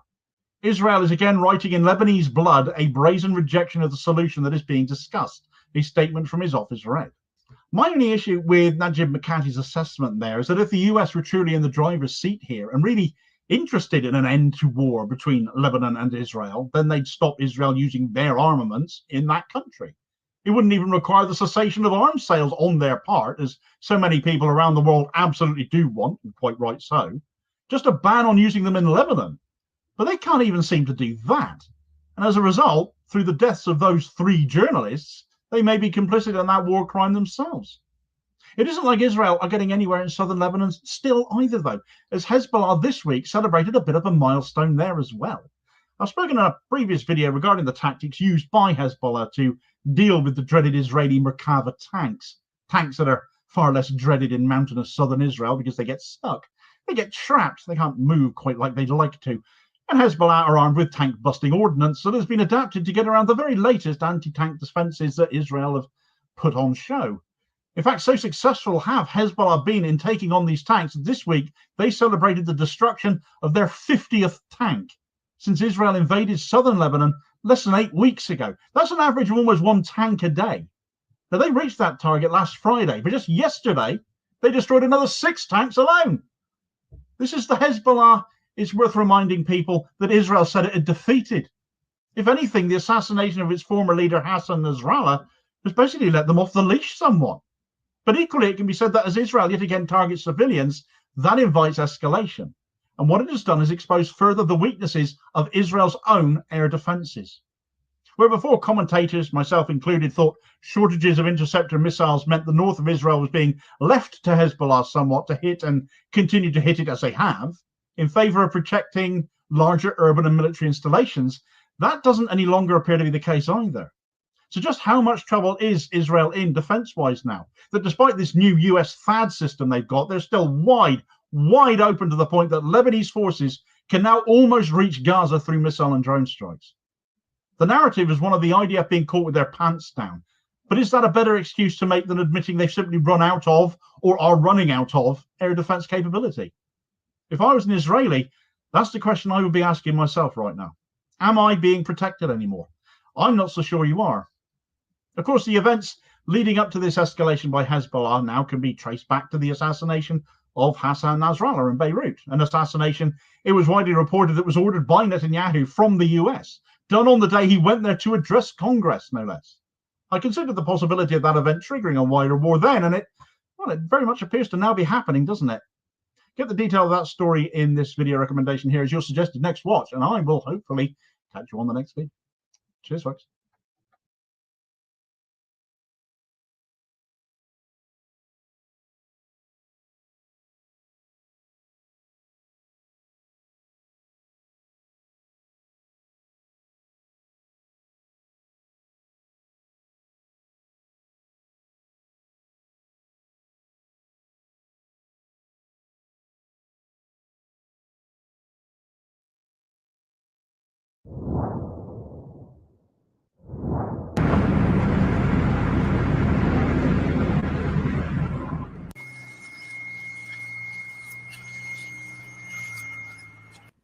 The events unfolding in the Israeli-Lebanese conflict represent one of the most significant developments in Middle Eastern geopolitics since 2006, marking a turning point in the narrative surrounding Israeli military operations and regional resistance.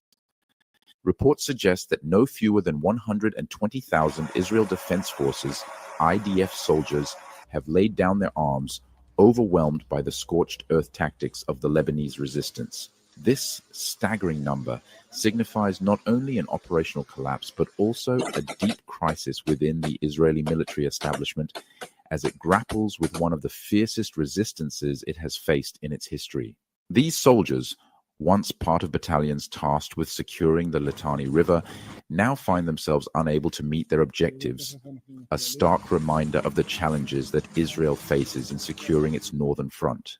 To sustain this movement, to tell the truth against the lies of the legacy media about Palestine and Lebanon, consider liking and sharing this video to enable us reach other people. Subscribe to stay up to speed with the latest. The inability to achieve territorial gains in southern Lebanon underscores a broader strategic failure. The plan to secure parts of southern Lebanon and provide a buffer zone for the residents of northern Israel has fallen apart. For northern Israeli communities, this represents a profound existential crisis. The unfulfilled promise of safety, coupled with widespread destruction of infrastructure, has led to growing discontent among local leaders and citizens. Leaders such as Metula Mayor David Azoulay have voiced their frustration, condemning any truce as a surrender to terrorism and lamenting the lack of security guarantees. Azoulay's fears are echoed by others, such as Moshav Margaliot chairman Eitan Davidi, who has expressed grave concerns about future violence, particularly from elite Lebanese resistance units like the Radwan forces. The growing opposition to a ceasefire from within Israel highlights a fracture between the military and political leadership and the citizens they are meant to protect. For northern communities, the prospect of returning to their homes while the Lebanese resistance remains active along the border is untenable. Claims by the IDF of operational successes, such as reaching the Litani River and uncovering resistance weapons caches, have been met with skepticism, with many dismissing these narratives as propaganda aimed at masking a strategic defeat. The footage of IDF troops along the Litani River, widely circulated in Israeli media, appears to serve as a morale boost rather than a reflection of sustained military gains. We are moving forward on this front. As I said many times, our goal was very clear, which is to push Hezbollah north of the Litani River. We haven't finalized it, but we are moving forward. I assume that the cabinet will meet today or tomorrow to discuss it. And I think for us, it's important what will happen after, that Hezbollah will not be allowed to come back to the fence, and we will do whatever is necessary to guarantee it. We learned the lessons from 2006. We have made significant progress with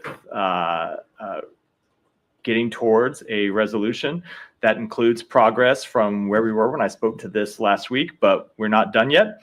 Nothing is final until everything is final. We continue to work to try and get an agreement over the line, and we're hopeful we can get one, but we need both of the parties to get to yes.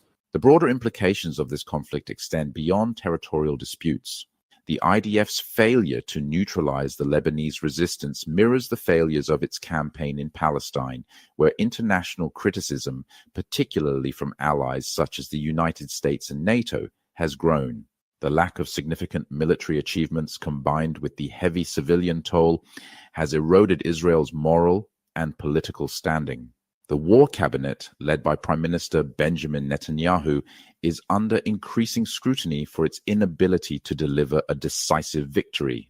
Netanyahu's government is accused of leveraging aggressive military campaigns for political survival while failing to account for their long-term consequences on regional stability and Israel's security.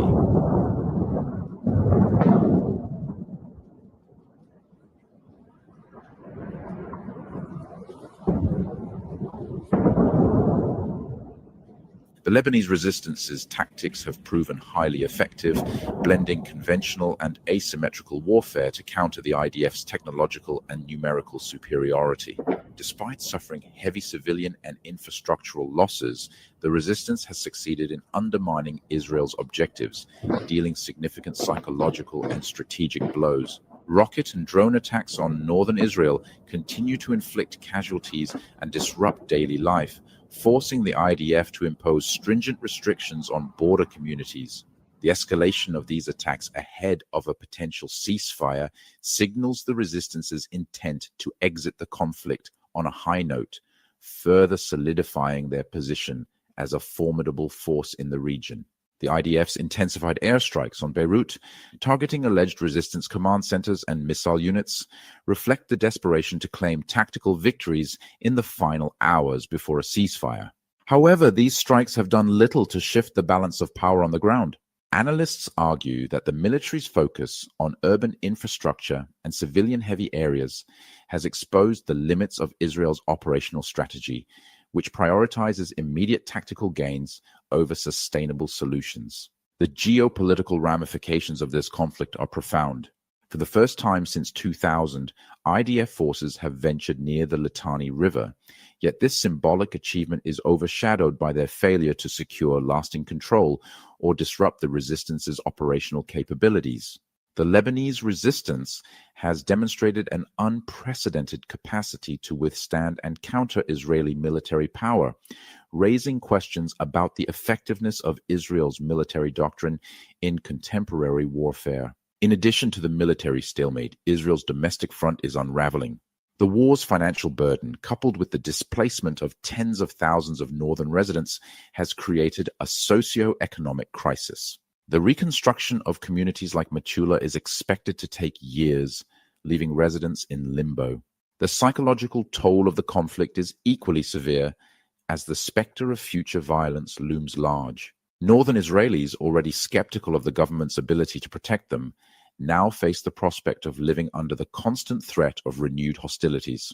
Internationally, the conflict has strained Israel's relationships with key allies. The United States and NATO, while publicly supporting Israel, have privately expressed concerns about the escalation of violence and its implications for regional stability. The disproportionate civilian toll in both Lebanon and Palestine has drawn widespread condemnation, further isolating Israel on the world stage. These developments have bolstered the Lebanese resistance's narrative, portraying itself as a defender of sovereignty against an aggressor state. The legacy of this conflict will likely redefine Israel's military and political strategies. The comparison to the 2006 war, which ended in a similar stalemate, is unavoidable. Yet, this conflict carries even graver implications as it exposes the growing asymmetry between Israel's military ambitions and its ability to achieve them. The IDF's reliance on overwhelming force has proven insufficient against an adversary adept at exploiting its weaknesses. For Israel, the lessons of this war may necessitate a re-evaluation of its approach to regional conflicts, prioritizing diplomacy and long-term security arrangements over short-term military gains. As the ceasefire looms, both sides are likely to claim victory, but the realities on the ground tell a more nuanced story. For the Lebanese resistance, this is a symbolic triumph that cements its status as a key player in the region. For Israel, it is a moment of reckoning, a reminder that military might alone cannot guarantee security or stability. The aftermath of this conflict will shape the region's political and security landscape for years to come, forcing all parties to grapple with the complex realities of modern warfare and its human toll. Be that as it may, Lebanon's Foreign Minister Abdallah Bo Habib's recent statement about a potential ceasefire and the Lebanese army's readiness to deploy troops in southern Lebanon raises critical questions about the capabilities of Lebanon's regular armed forces and the strategic implications of their presence in a region that has historically been a flashpoint for conflict.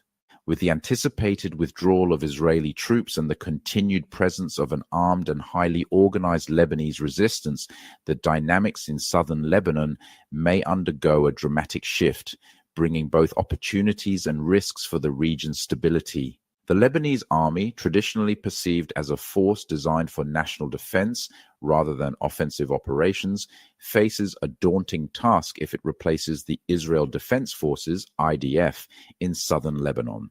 Historically, the Lebanese Armed Forces, LAF, have been constrained by limited resources, political complexities, and the presence of multiple armed groups within the country, including the Lebanese resistance. While the LAF boasts approximately 80,000 active personnel, its operational capacity has been significantly hampered by economic challenges and political divisions that have left the military underfunded and under-equipped compared to other national armies in the region. The proposed deployment of 5,000 troops to southern Lebanon signals an effort to stabilize the region, but this number is modest when weighed against the scale of the challenges at hand. The Lebanese resistance, armed with advanced rockets, drones, and guerrilla warfare capabilities, operates with a level of autonomy and sophistication that would be difficult for the LAF to match or control. The resistance's extensive network of underground bunkers and weapons depots in southern Lebanon has long been a cornerstone of its strategy, enabling it to mount effective defenses against Israeli incursions and maintain a constant threat to northern Israel.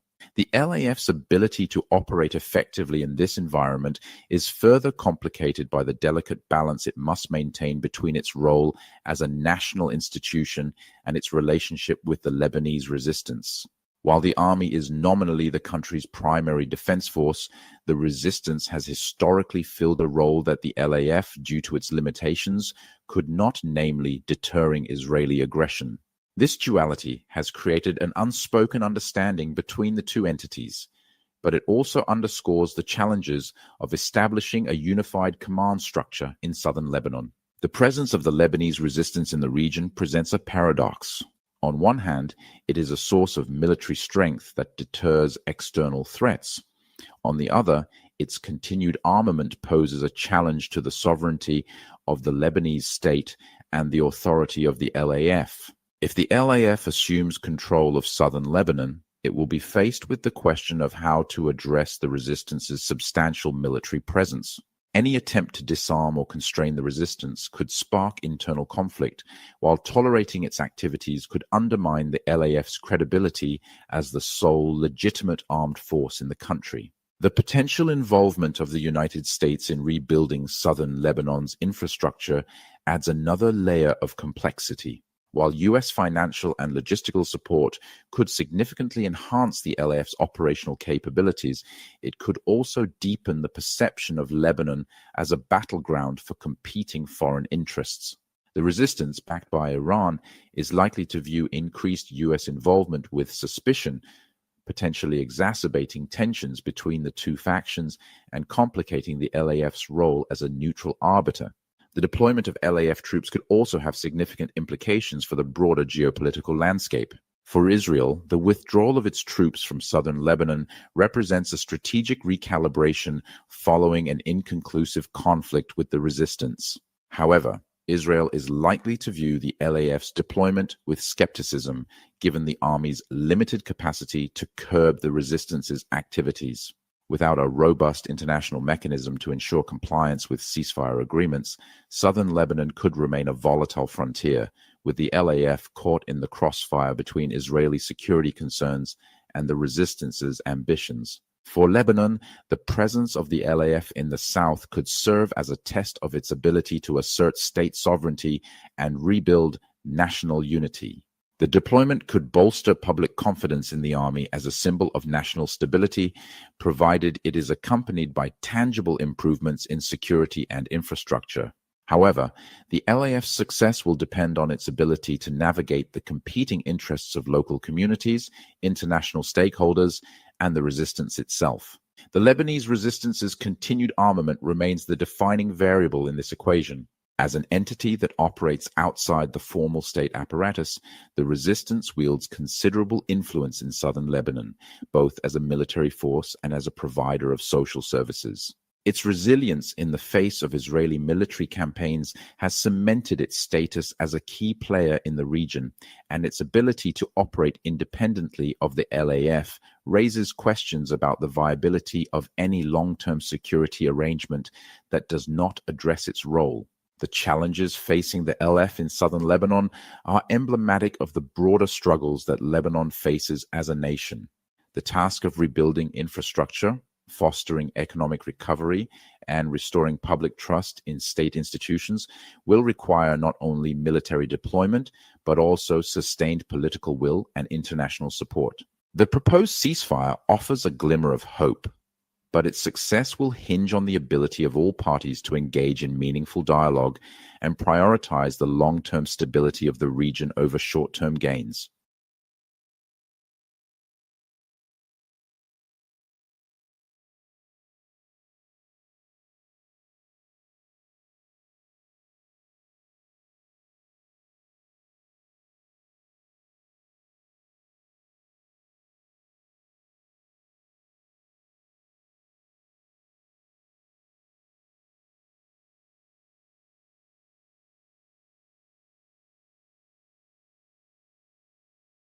To walk you through what exactly happened, all the casualties, the numbers, how they came to this agreement of ceasefire, and why I'm calling this a surrender of Israel to the Hezbollah fighters in this battle. I'll explain to you more in a second. But before I move on, just to remind you guys again, most of my viewers are not subscribed. If you happen to be one of them, consider subscribing. If you are subscribed, thank you so much. Bo Habib. Now, this person, Bo Habib, is actually the Lebanese foreign minister. He said something very, very interesting. He said that the Lebanese army is prepared to deploy 5,000 soldiers in southern Lebanon once Israeli forces withdraw. Now, where things get interesting is this one. Take a look. He also noted that the U.S. might assist in rebuilding infrastructure damaged by Israeli strikes. However, he emphasized that Hezbollah's presence remained tied to the ongoing Israeli occupation, saying, "We cannot stop the resistance as long as there is occupation." In other words, what he basically is telling us is that Hezbollah is going to remain present in Lebanon, especially towards the southern Lebanon. They will deploy Hezbollah forces, and they will remain deployed, not deployed. They are already there. And on top of all of this, just imagine the bombardment that Israeli Zionists they caused with their fighter jets and all that. The damage that happened after that, US is now saying to Lebanon, just agree to a ceasefire. We will rebuild your infrastructure that was damaged. So this is the level of desperation we see from US. So US position, US envoy Amos Hochstein had reportedly warned that Israel that American mediation would cease without progress. In other words, he was telling to the Zionist regime, you either take this ceasefire agreement or we are out, because we cannot keep you giving these bombs and ammunitions and money for no reason, because there is no progress being made. You are not being able to capture even 1 inch of land in Lebanon. And now, on top of all this, this rhetoric towards Israel Zionist forces, this is the rhetoric that you agree or we are out. Now they're saying to Lebanese government that we will actually rebuild your infrastructure that was damaged. So US right now is absolute desperate for a ceasefire. At the same time, we know Israel is also taking huge hit and casualties every single day in Lebanon. So they are also very much interested into this, because just think about this. They came into Lebanon end of September. They did not last there even for 2 months. And now they're calling it a ceasefire? No. It is because it is a surrender. It is not a ceasefire. It is a surrender. Complete unconditional surrender by the Israeli Zionist forces to Hezbollah. And this is a huge defeat for the Zionist forces. If you take a listen a little bit more, the White House confirmed President Joe Biden's commitment to the process, with officials describing the trajectory as positive, but cautioning that nothing is final until everything is finished. Joe Biden's commitment to the process.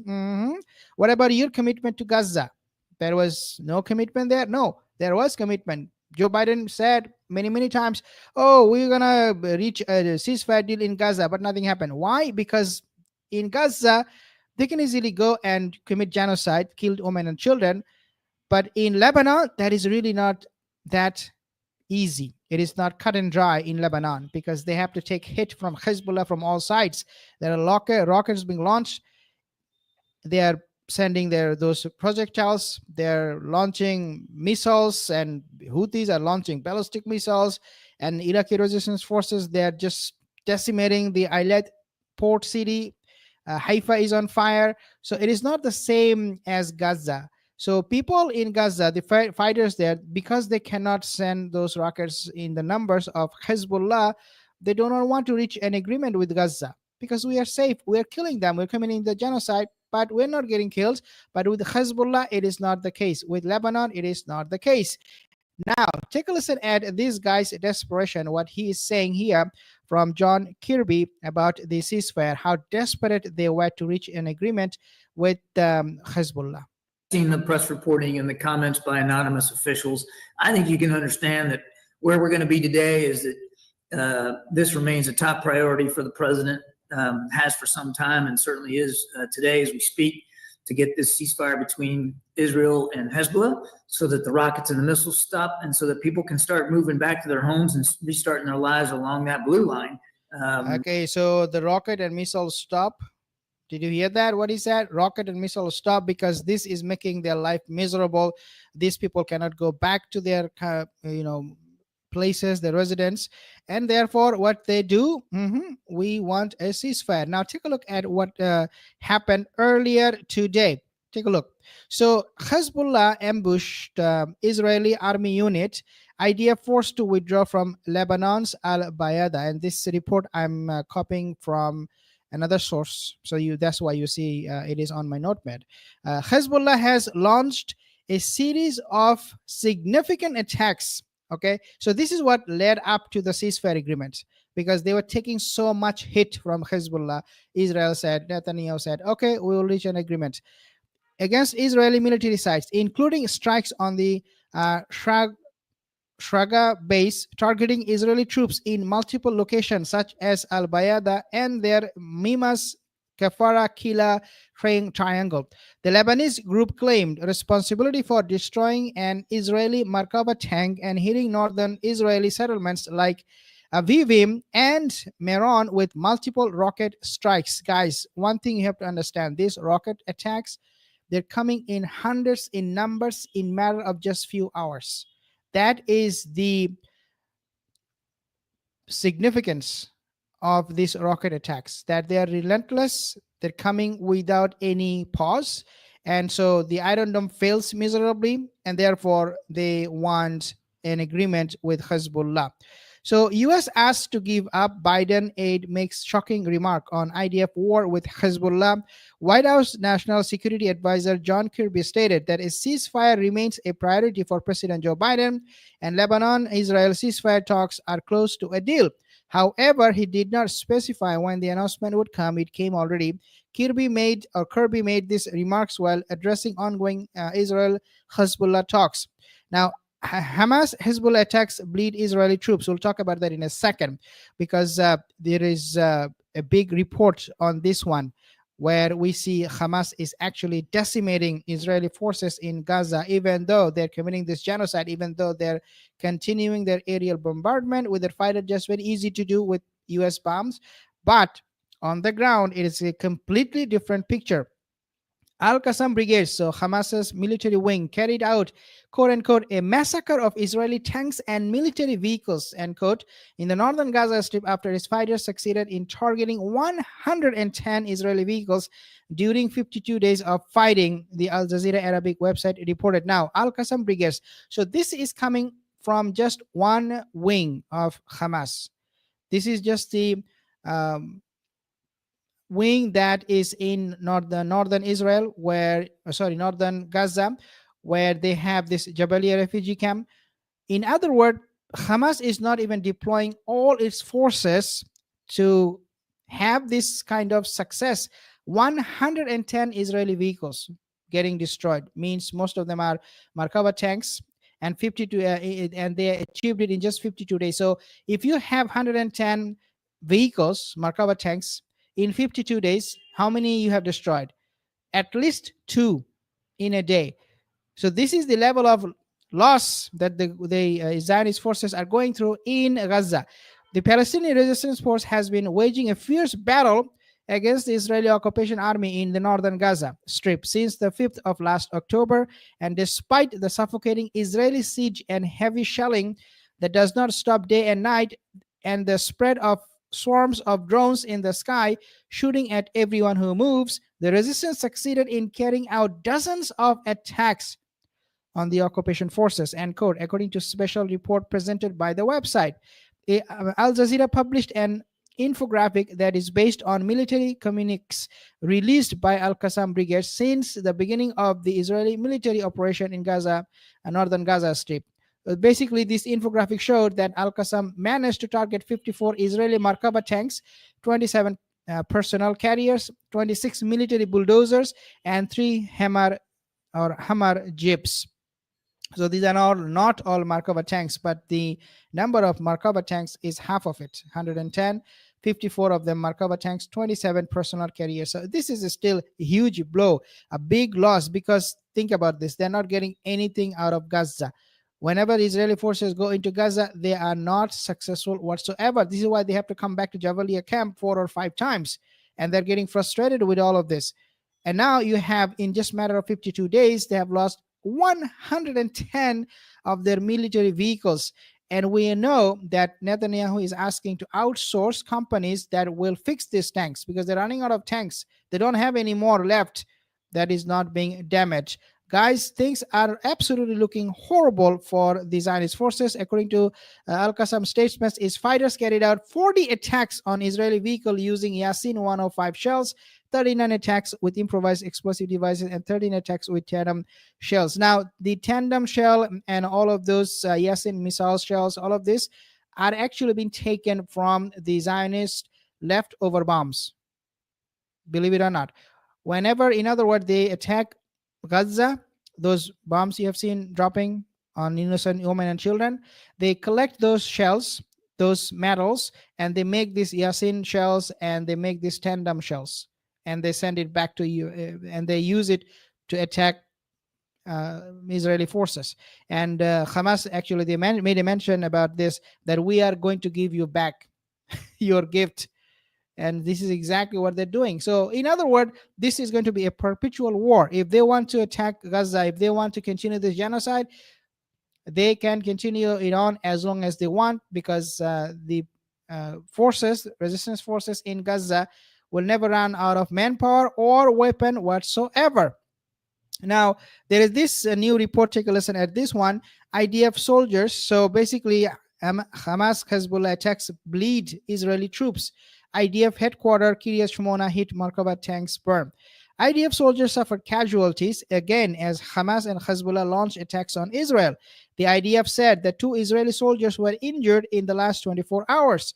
So again, they are still taking casualties, even though we are now it should be a peaceful environment there right now, but the Hamas Hezbollah, they're relentless.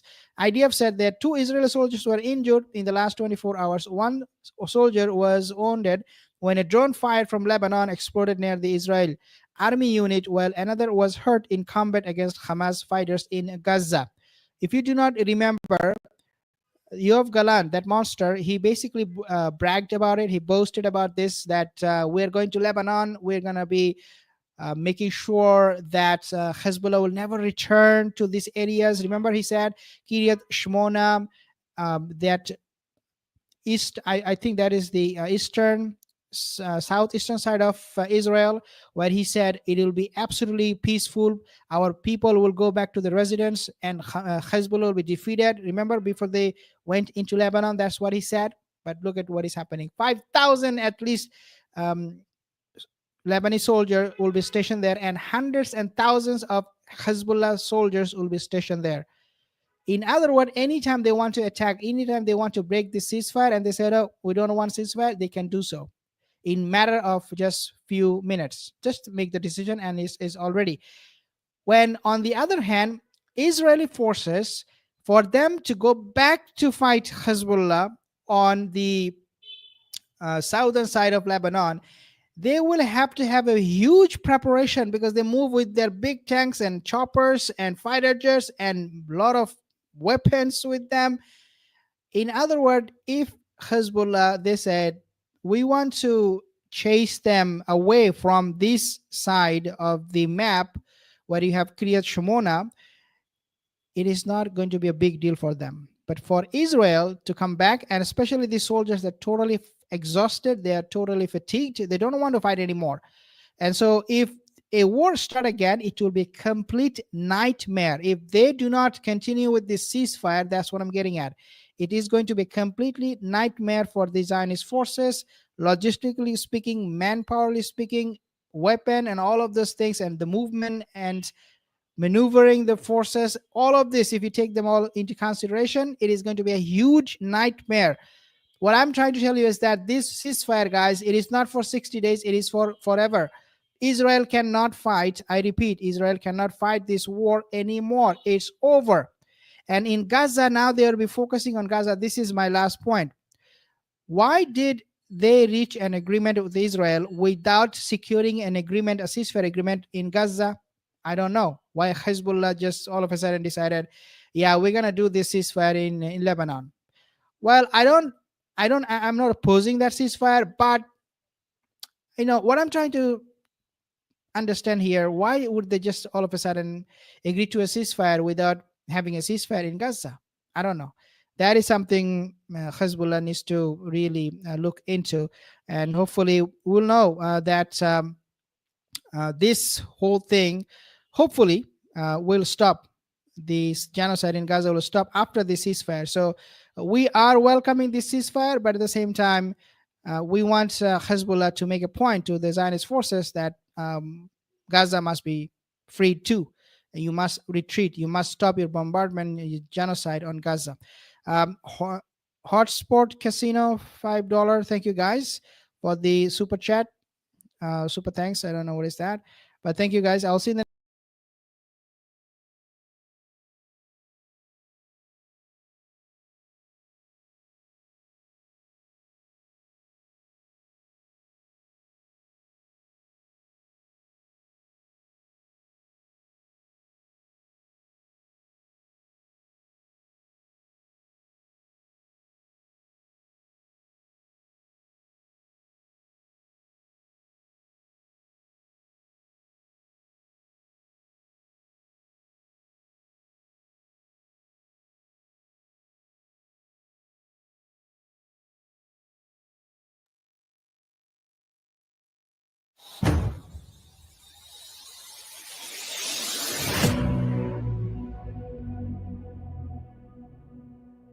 Tonight, we're going to be talking about multiple subjects, primarily the approval of the ceasefire in Lebanon.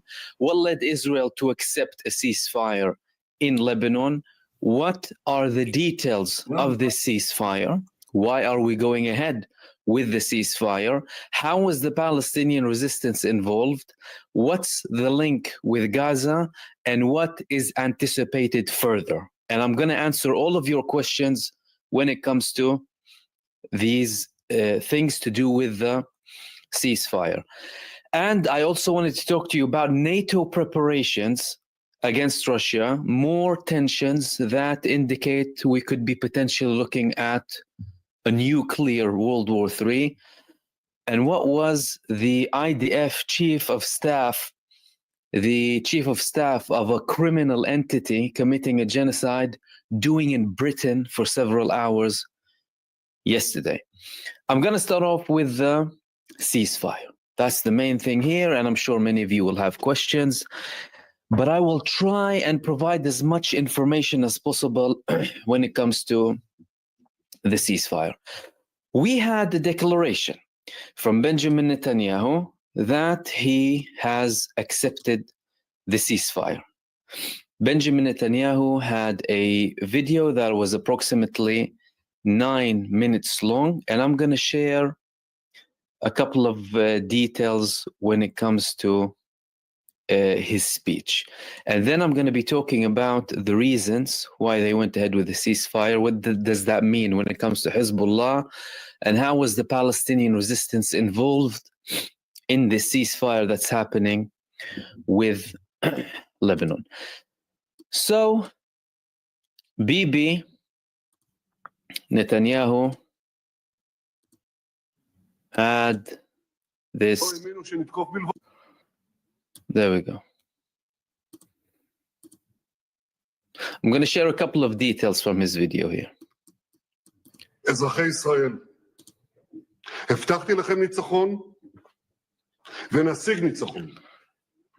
נשלים את חיסול החמאס, נשיב את כל חטופינו, נבטיח שעזה לא תהווה עוד איום על ישראל, ונחזיר את תושבי הצפון בבטחה לבתיהם.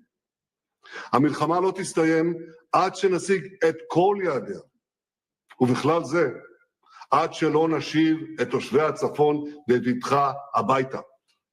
ואני מבקש לומר לכם, זה יקרה בדיוק כפי שזה קרה בדרום. ידידיי תושבי הצפון, אני גאה בכם. אני גאה ביכולת העמידה שלכם, ואני מחויב לחלוטין לביטחונכם, לשיקום יישוביכם, לעתידכם.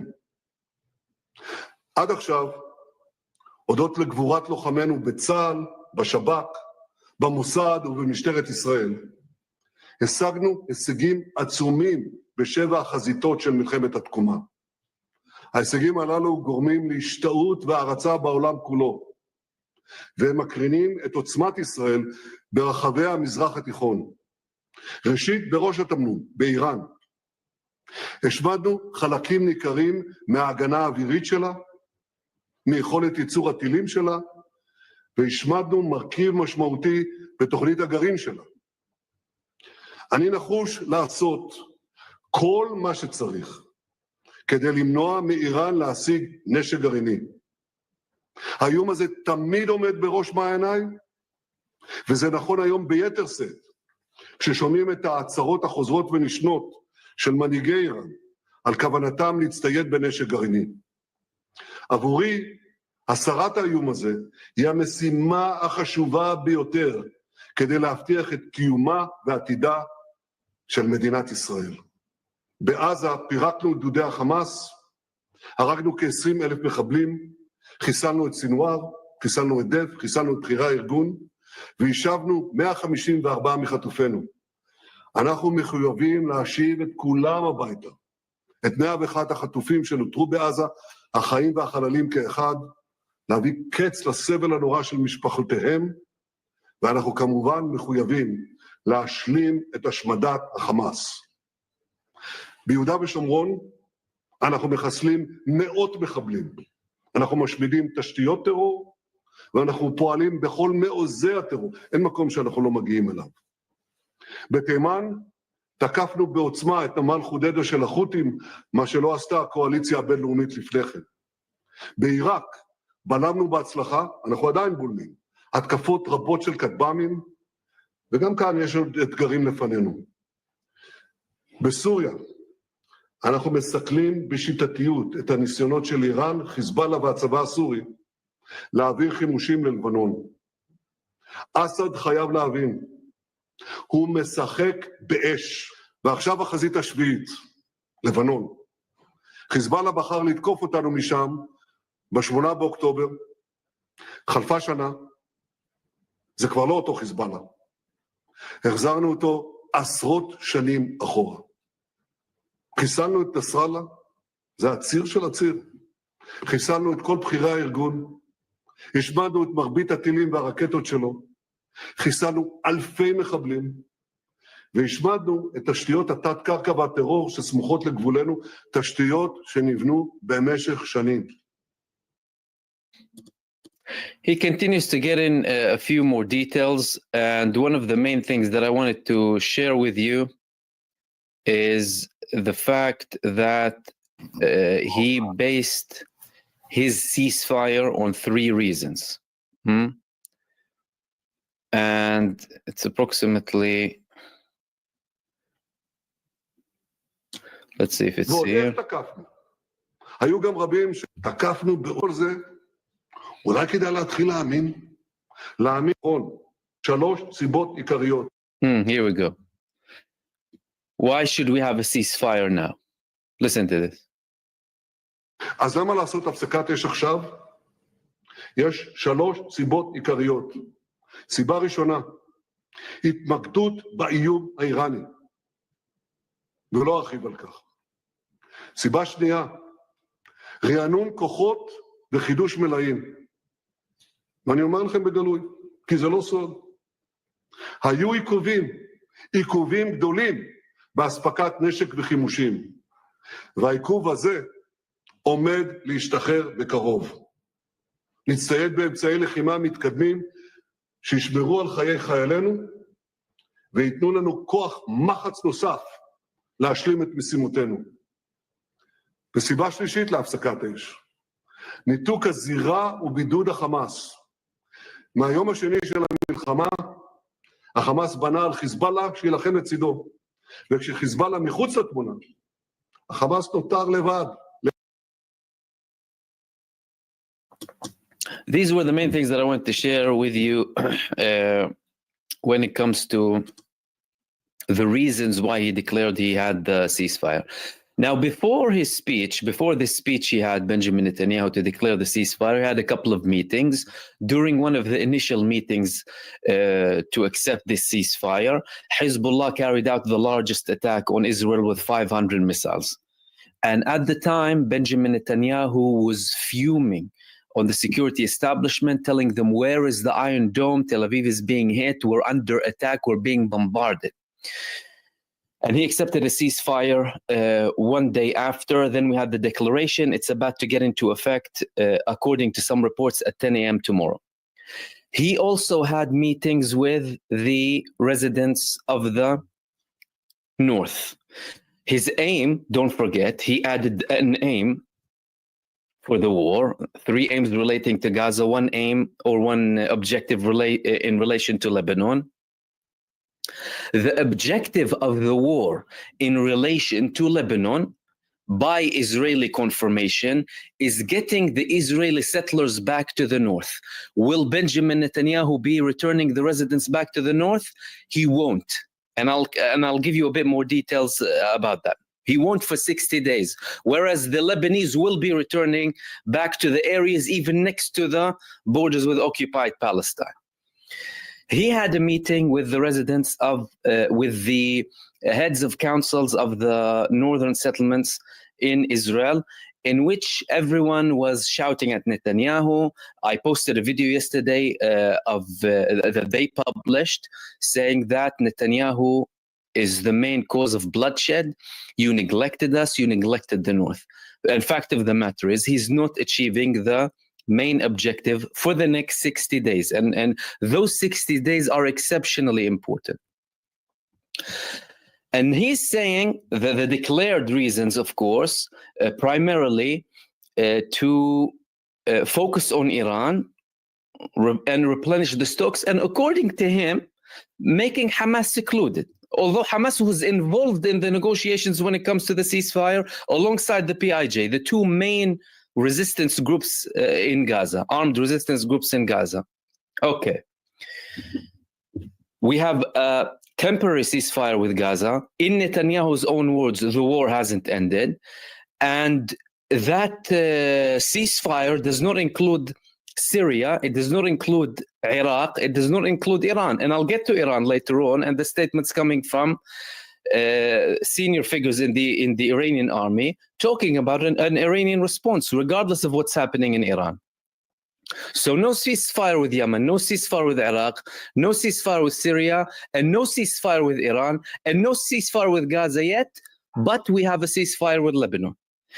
And I will also elaborate further. If you remember, I told you a couple of months back when Netanyahu started to escalate against Lebanon, this could be his way down the ladder at one point, to have a massive escalation, then stop it, to have another ceasefire after that, shortly after that in Gaza, without all of the pressure and especially the resistance from within his cabinet, because most of them approved the ceasefire. And Ben Gvir, who threatened to resign before from any ceasefire, he said, no, I'm not going to resign. So he has now more leverage on them. Well, you accepted a ceasefire in Lebanon, accept a ceasefire in Gaza. They were one of the main obstacles to reach a ceasefire in Gaza. Why? Because Netanyahu wanted to keep his coalition. Okay? He has a problem with the arms and he wants to focus on Iran. And he is secluding Hamas. Secluding Hamas, we already established that that's a massive lie. Focusing on Iran, well, you're already saying that you're opening 7 fronts. What do you mean focus on Iran? And then arms. With regards to arms, they might have a bit of a problem. However, all of these things are not the main things, by the way. The main things that are leading Benjamin Netanyahu to have a ceasefire are the levels of losses that are being inflicted by Hezbollah and the Lebanese resistance on Israel after they were annihilated already in Gaza. Tens of thousands of killed and wounded, PTSD, refusal. Back in March, IDF figures were begging the Orthodox leaders in Israel, saying we are in an existential threat, we are in a crisis. Back in March 2024, they were already saying we're in a crisis. Now imagine that crisis towards the end of 2024. Defeated army, killed and wounded, and they are Hezbollah bombarding central Israel. They're shutting it down. Okay, they have to. The arms thing is definitely something there, but the United States did not declare that they stopped arming Israel or anything of the sort. And of course, they suffered tremendous losses. Over 1,300 vehicles were targeted during this war, at least 1,200 of which from Gaza. Hezbollah declared that they destroyed 70 Merkavas. In Gaza, the numbers are tremendous, by the way. The biggest blows they received were from Gaza. But then he decided to escalate against Lebanon, again, potentially as a move to allow the problematic figures in his cabinet to later on accept a ceasefire in Gaza, because now they accepted a ceasefire in Lebanon. And polls in Israel are showing that over 61% of Israelis don't believe that Israel won against Hezbollah, and 66% believe that they should end the war with Gaza now. That's according to polls done yesterday by Channel 13 in Israel. Hezbollah, that's the main question. Hezbollah said we won't have a ceasefire before unless there is a ceasefire in Gaza, right? Of course. Everyone is asking, well, how comes you're having a ceasefire now with Israel and there is still no ceasefire in Gaza? Number one, both paths have been worked on simultaneously, together. Joe Biden just said, we have a ceasefire in Lebanon. There is work for a ceasefire in Gaza to be done. We have advanced progress from Egypt when it comes to a ceasefire in Gaza. And for the first time since the beginning of this war, an Egyptian delegation is going to be in Israel. Usually the delegations go to Egypt or they go to a third country to discuss the negotiations. Egyptian mediators being inside of Israel indicate that there is a big progress when it comes to Gaza. 3, Hezbollah are still fighting Israel without shooting one bullet. How? They are not allowing the residents of the north to go back for 60 days. That's internal pressure. That's internal pressure on Benjamin Netanyahu, who is having a population raging at him, internal turmoil, disaster, chaos, havoc, and Hezbollah are sitting there when their residents can go back. The excuse of Netanyahu, oh, the security situation is still not prepared for you to go back to the north. That's, what do you mean? You have a ceasefire. And how comes the Lebanese can go back? You can't talk about destruction. Well, you destroyed all of the villages of Lebanon. Why are they going back and your residents are not going back when some of them want to? Some of them want to. Don't forget, the majority said we were not going back. Hell, millions left Israel so far. But those who are concerned with their homes and thinking about going back, the minority. Well, if they want to go back because they don't want to be in the hotels that you're sending them to, and if some of them, their houses haven't been destroyed, well, how comes they can't go back? That's something put from Hezbollah to have against Israel up until we have a ceasefire with Gaza. And clearly we have a ceasefire with Gaza. So that's number one for everyone trying to criticize the Lebanese resistance. When they're really not entitled to, by the way. These people are the people who sacrificed the most outside of Gaza for the sake of the Gazan people. With their Secretary General being assassinated, top figures assassinated, over 1 million fleeing their homes for the sake of Gaza. No one is entitled to say a word about the Lebanese resistance. However, we had negotiation. Hezbollah went to Hamas and the PIJ. They told them, Hamas, PIJ, there's a ceasefire agreement in Lebanon. What do you think about it? Do you think we should go ahead? Hezbollah said that. According to solid reports coming from Lebanon, with people who are dealing with the resistance fronts and politicians in Lebanon. Hezbollah consulted Hamas and the PIJ. This is the ceasefire. What did the Palestinian resistance tell them? We have faith in you that you have Gaza and Palestine in your hearts, similar, if not even more than what we have it. Imagine the level of trust between the two. And go ahead and we congratulate a ceasefire agreement. And this could be beneficial for Gaza. Why? Well, because Israel submitted to the will of the Lebanese resistance now. Where's all the talk of eliminating Hezbollah? 2 weeks ago, the new defense minister said one of the objectives is to disarm Hezbollah on live television. Where's disarming Hezbollah? Where's eliminating Hezbollah? Where's controlling all of the security? Where is the new face of the Middle East that Benjamin Netanyahu is talking about? It's all garbage. Nothing.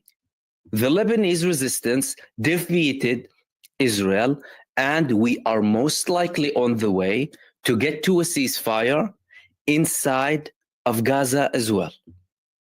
However, in the meantime, Netanyahu can claim that he is secluding Hamas and the Palestinian resistance. Although, like we said, the Palestinian resistance was involved in the negotiations, and they themselves congratulate Hezbollah and told them, go ahead, we congratulate, good for a ceasefire for Lebanon, and we have faith in you. And like I said, the fact that Hezbollah are not allowing Netanyahu to achieve his objective of the war indicates that they dictated that condition.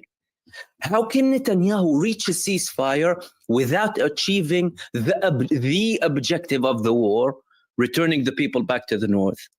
for 2 more months, that's a massive failure. Tell me about your objectives. Tell me, have you achieved them or not? If you've achieved them, success. If you haven't achieved them, failure. And Hezbollah insisted on that to prove that Israel failed. And again, they are applying pressure on Israel and supporting the Palestinians and supporting Gaza without firing a bullet through this ceasefire agreement that they're having with Israel. That's the first part, okay? Secondly, well, what about Iran? What about Yemen? What about Iraq? Well, there is no ceasefire agreement with them. So who are you secluding exactly, Mr. Benjamin Netanyahu? You're not secluding anyone, right? And we had another confirmation coming from the chief of staff of the Iranian armed forces. The chief of staff of the Iranian armed forces spoke again simultaneously with the report of the ceasefire. He vows the response will be beyond Israel's expectations.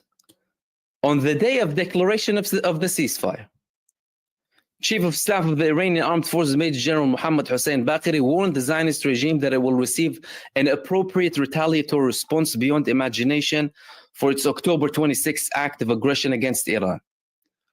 Comments in a meeting with senior Iranian military officials on Tuesday, Major General Baqiri said that the Israeli regime crossed Iran's red lines by launching an attack that resulted in the martyrdom of 4 Iranian air defense servicemen on October 26th. He said the Zionists know that Iran will give a different response at the appropriate time without hesitancy or haste, but with accuracy and prudence in such a way the aggressors will regret their action. The response to Israel's most recent act of aggression has been planned beyond the expectations of the Zionist regime's leaders,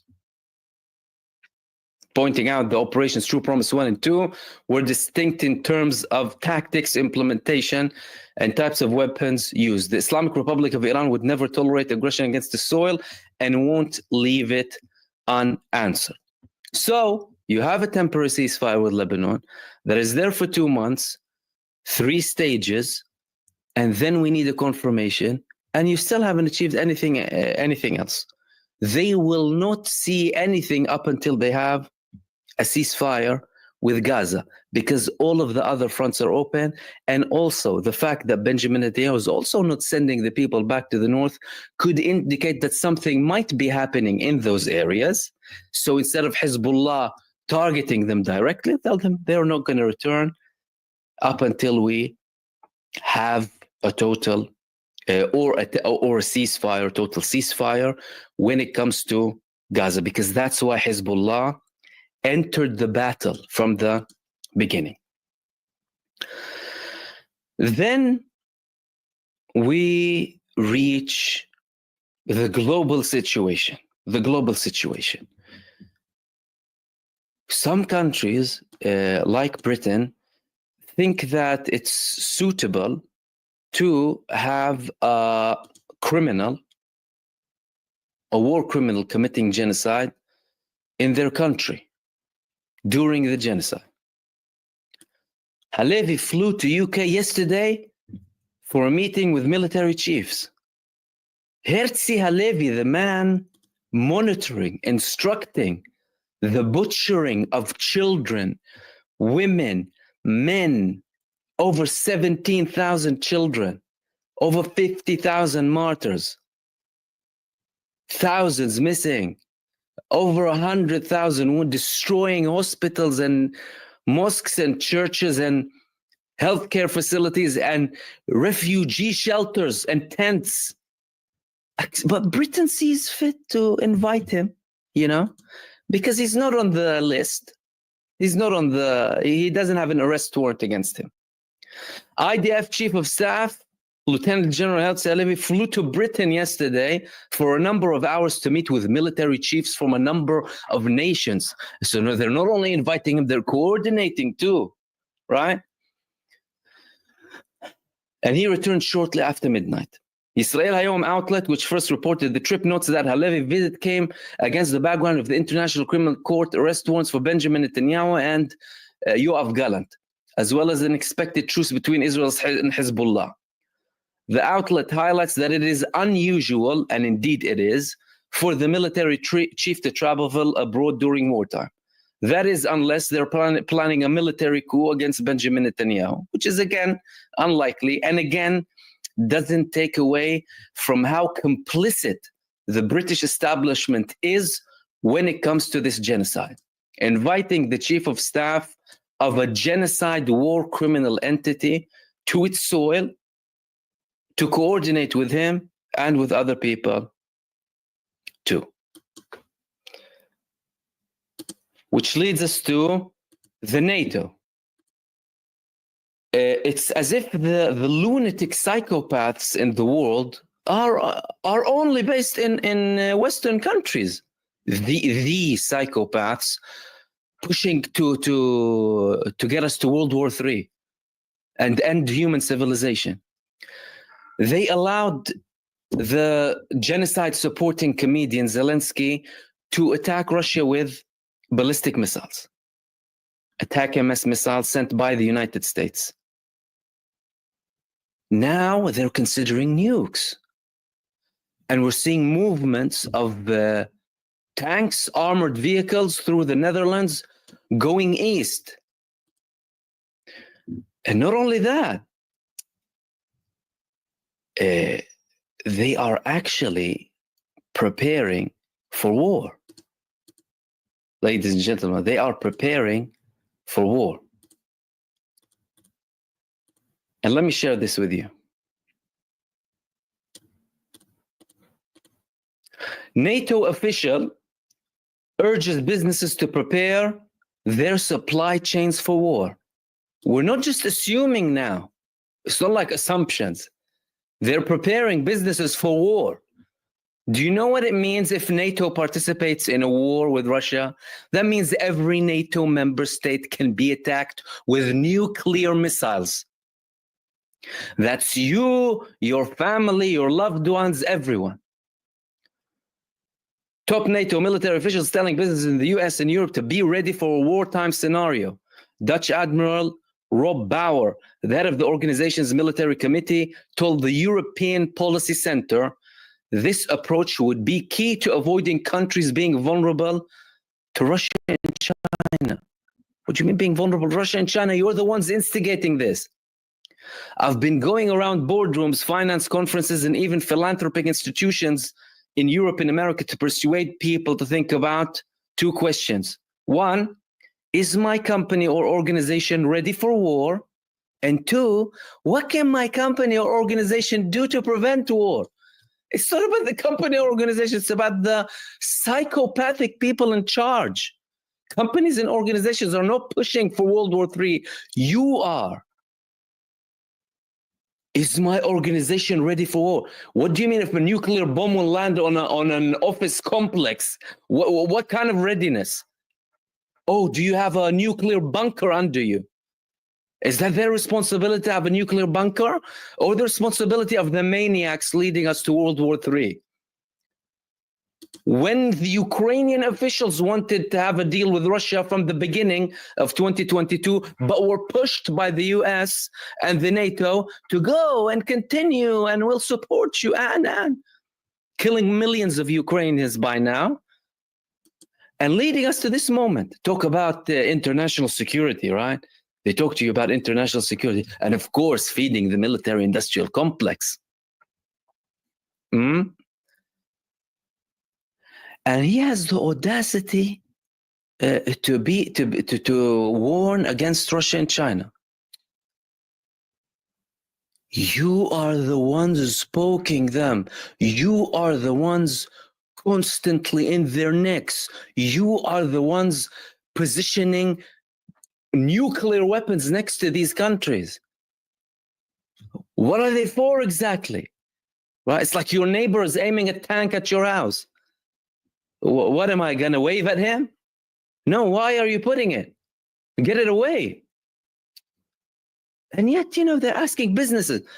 Businesses need to be prepared for a wartime scenario and adjust their production and distribution lines accordingly. Because while it may be the military who wins battles, it's the economies that win wars. Wow. No, of course, the businesses are going to be well protected. You know, one nuclear bomb. What? Do you have anti-nuclear cream or something for them? What's going to happen? And I think the level of seriousness when it comes to what the NATO are doing now is being underplayed, by the way, in mainstream media, and how dangerous what it is that they're doing. And they know that what they're doing is dangerous. That's why the United States, by the way, has been delaying many things when it comes to handing Zelensky certain weapons against Russia, because they know they're going to be game changers and going to change the equation, and Russia would consider them red lines. Well, of course, they consider them red lines, and now they're showing you what they can do. And also, you're pushing the world for a nuclear war and putting your citizens first and foremost, your citizens at risk. For the sake of what? For the sake of the United States greedy corporations profiteering from these wars. So all of this is very dangerous. They're not just now talking in theory or, you know, solidarity. And no, these people are talking about direct confrontation between NATO and Russia, right? Well, why did you have all of these laws in place and strategies after World War II so that it doesn't get repeated? But I think the answer is, you know, it's quite simple. I think Western countries haven't faced a war for a very long time. They're generally detached. In general, they're detached and protected from wars they inflict on other nations abroad, to a level where it gave them a false sense of confidence that war will not reach our shores. Only for their arrogance and delusional levels to reach such a high level where they provoke a nuclear country, putting their citizens at risk. And if strategic weapons are used, and then they're going to use back at Russia, if they're going to use nukes, and they're going to nuke back, nuclear exchange, and you're asking organizations how are they going to be prepared? How are they going to be prepared? You should be the ones who don't lead your countries to a situation where they are on the brink of a nuclear war. You lunatic psychopaths. But again, when you're detached from your government's doing abroad this whole time, you know, become lax. So no, it's not going to come here. Not on our shores. We're safe. We're protected. Up until you have leaders, you're complacent to a level where you have leaders, and then bring leaders again, by the way, who are warmongers and criminals, to a level where they attract war on your country that has been, well, generally, when we're talking about European countries, safe from wars for 80 years approximately. And the United States, by the way, don't think that the United States is protected by oceans or something. No, they're not protected. The intercontinental ballistic missile, the United States doesn't have an answer to it. So if Russia wants to land it in the US, they will land it. Of course, they're going to have exchanges, and the US will respond to that, but you're not protected, you know? Don't think that the oceans are protecting you. It's not going to happen. So that's indeed dangerous. And in recent days, the NATO have been pushing more and more. It's as if they are in a rush to push all of the buttons for us to reach a nuclear war. Cool, follow me.